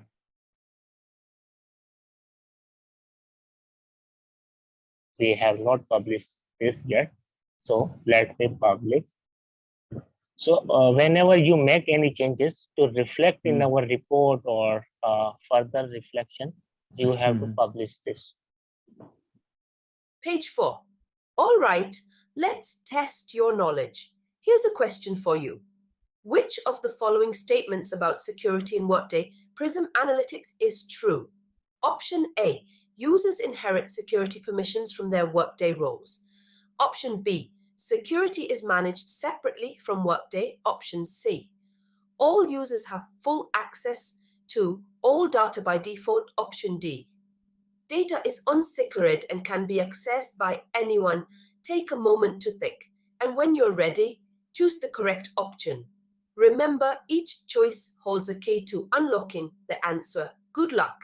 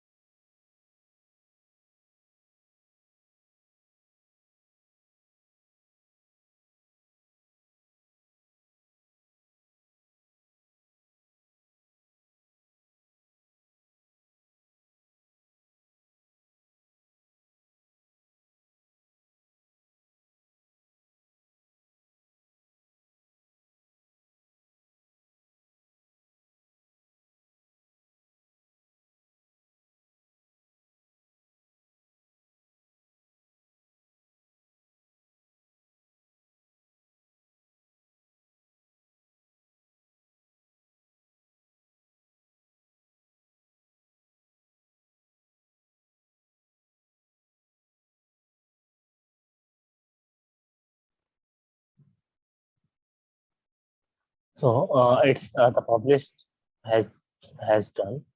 Okay, but still let's check whether it appears or not.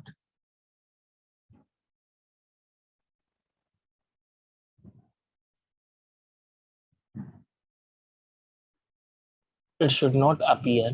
Uh, why? I'll tell you.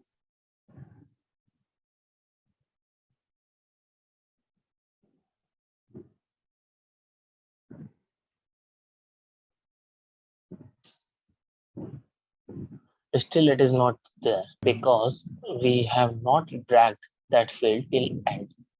Okay, this field is here. That legal name field is here, and also let me search.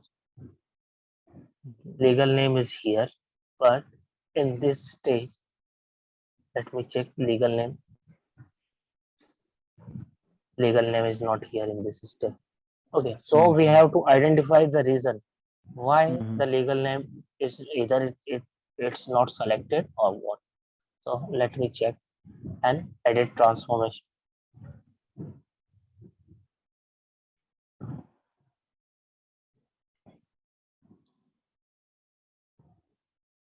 So here we don't see the legal name. So this is Workday Worker Data TDA. So here we have a legal name. Okay, but in this join step, we have not selected that. So in join step, we have to click on this join and pencil. And if so, here we have a legal name.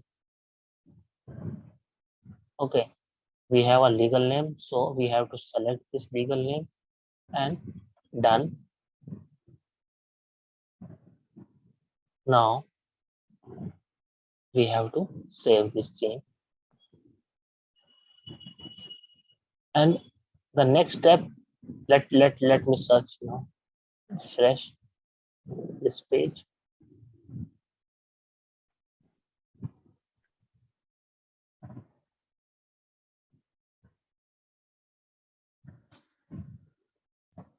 Legal name is here and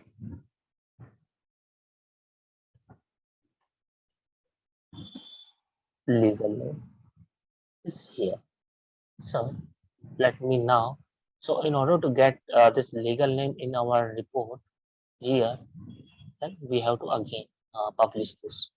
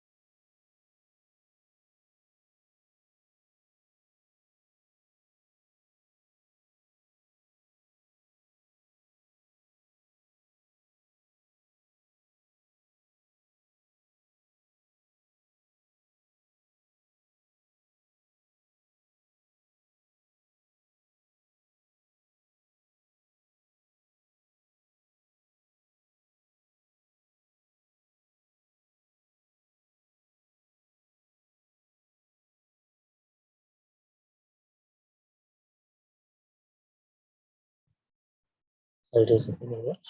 So for any field changes in the report, okay, we have to drag till end. Till end DDS, we have to drag the same field. Suppose this is a small prism model. So suppose there are a big model, then you have to check each and every step if you want to make any changes. Suppose there is a change in the report, then you have to drag the same field to the end. Then only you will be able to see why when you publish the data set. So this join union, we will. So let's check the union. Okay, let's check the union step, how it will work. Okay, so let me copy. So I'll show you. So suppose you have to make one copy here. So this is join step. So if I click on right here, you can make a copy. So you can rename instead of join, we can rename it union. And also we they'll allow us to change the API.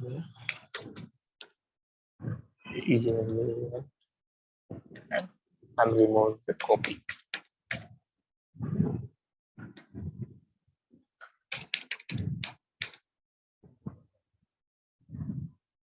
Description.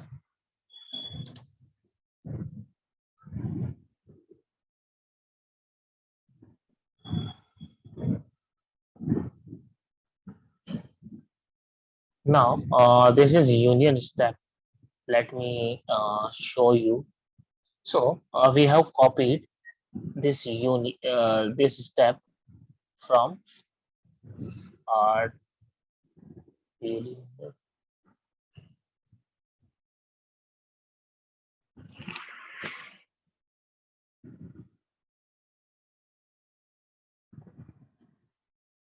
we have copied this one till here.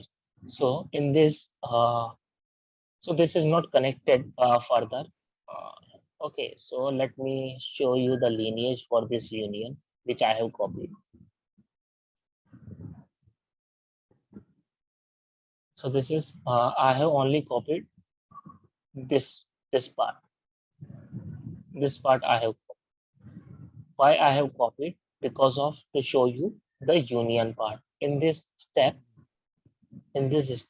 we are using join, inner join, but in this step we will use the union. Okay, we will union both this table data. Okay. I'll just demonstrate you how to union. Okay. Edit transformation.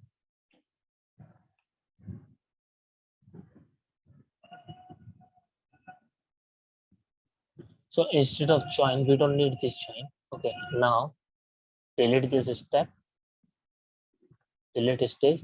So it will show us a alert. One disconnected pipeline.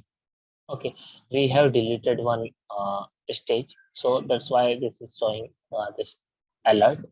So we can let's save this, and now since we have removed this, so now we have to add the union step. Okay, agent mapping table data we already have in this import. Okay, now we want that call survey, and we also need call survey and agent mapping to be union. So we have a union step here. So how to add union? Click on add stage union, and again we have to select the pipeline. The pipeline is call survey. Call survey it is already available. That's why suppose let me cancel this, and there is alert here. Let me click on this change pipeline and remove. So this was a disconnected pipeline and it is stored here. So let me delete. Now if I click on this arrow, now the alert is gone. Okay, and let me add the union step and select a pipeline. So here we cannot we are not able to see any existing pipeline because we have removed that pipeline in store. Okay, from store we have removed. Now we have to select whatever we want to union, RK, call, survey, DDS. Okay, this we have to union. So what is happening here? It is union is have fixed actually matching, automatically picked matching ones like WPA field and these things, and agent ID it picked match, but we don't need. We need all the fields. Okay, let me remove this. So first include. We have to click on include all and include all from both the table and remove that WPA fields.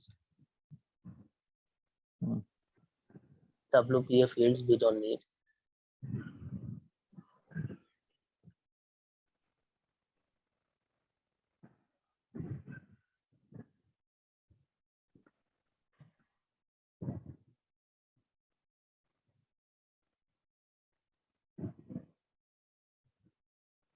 Okay, so how many fields?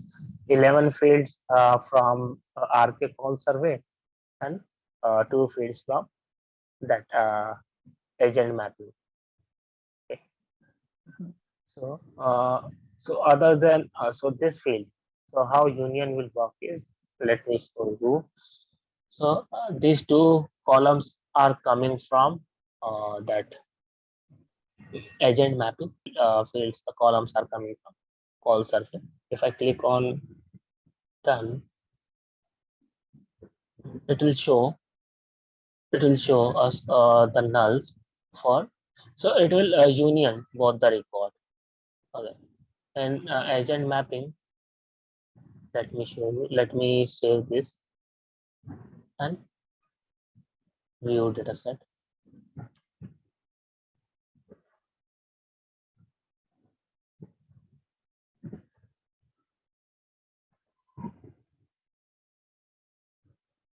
We have a call survey. Call survey has how many records?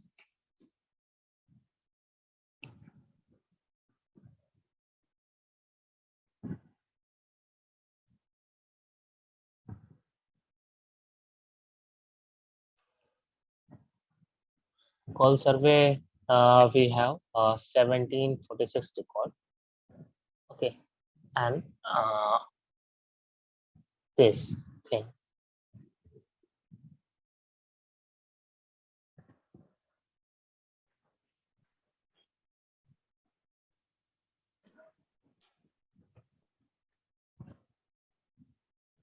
Agent mapping has 51. In union, let me check the union. 51 plus 1746 is equal to 1797. Okay, 1797. So union will union both the records. So all the records from this RK agent, and all the records from this call survey. But if something is not there, so column would be there. Okay, so suppose there is no values for this particular employee ID in the other table, so this will show us as null. And if there are values, so you can observe like here. So in the union, so if employee ID is here, then here it is null. Okay, so so employee ID till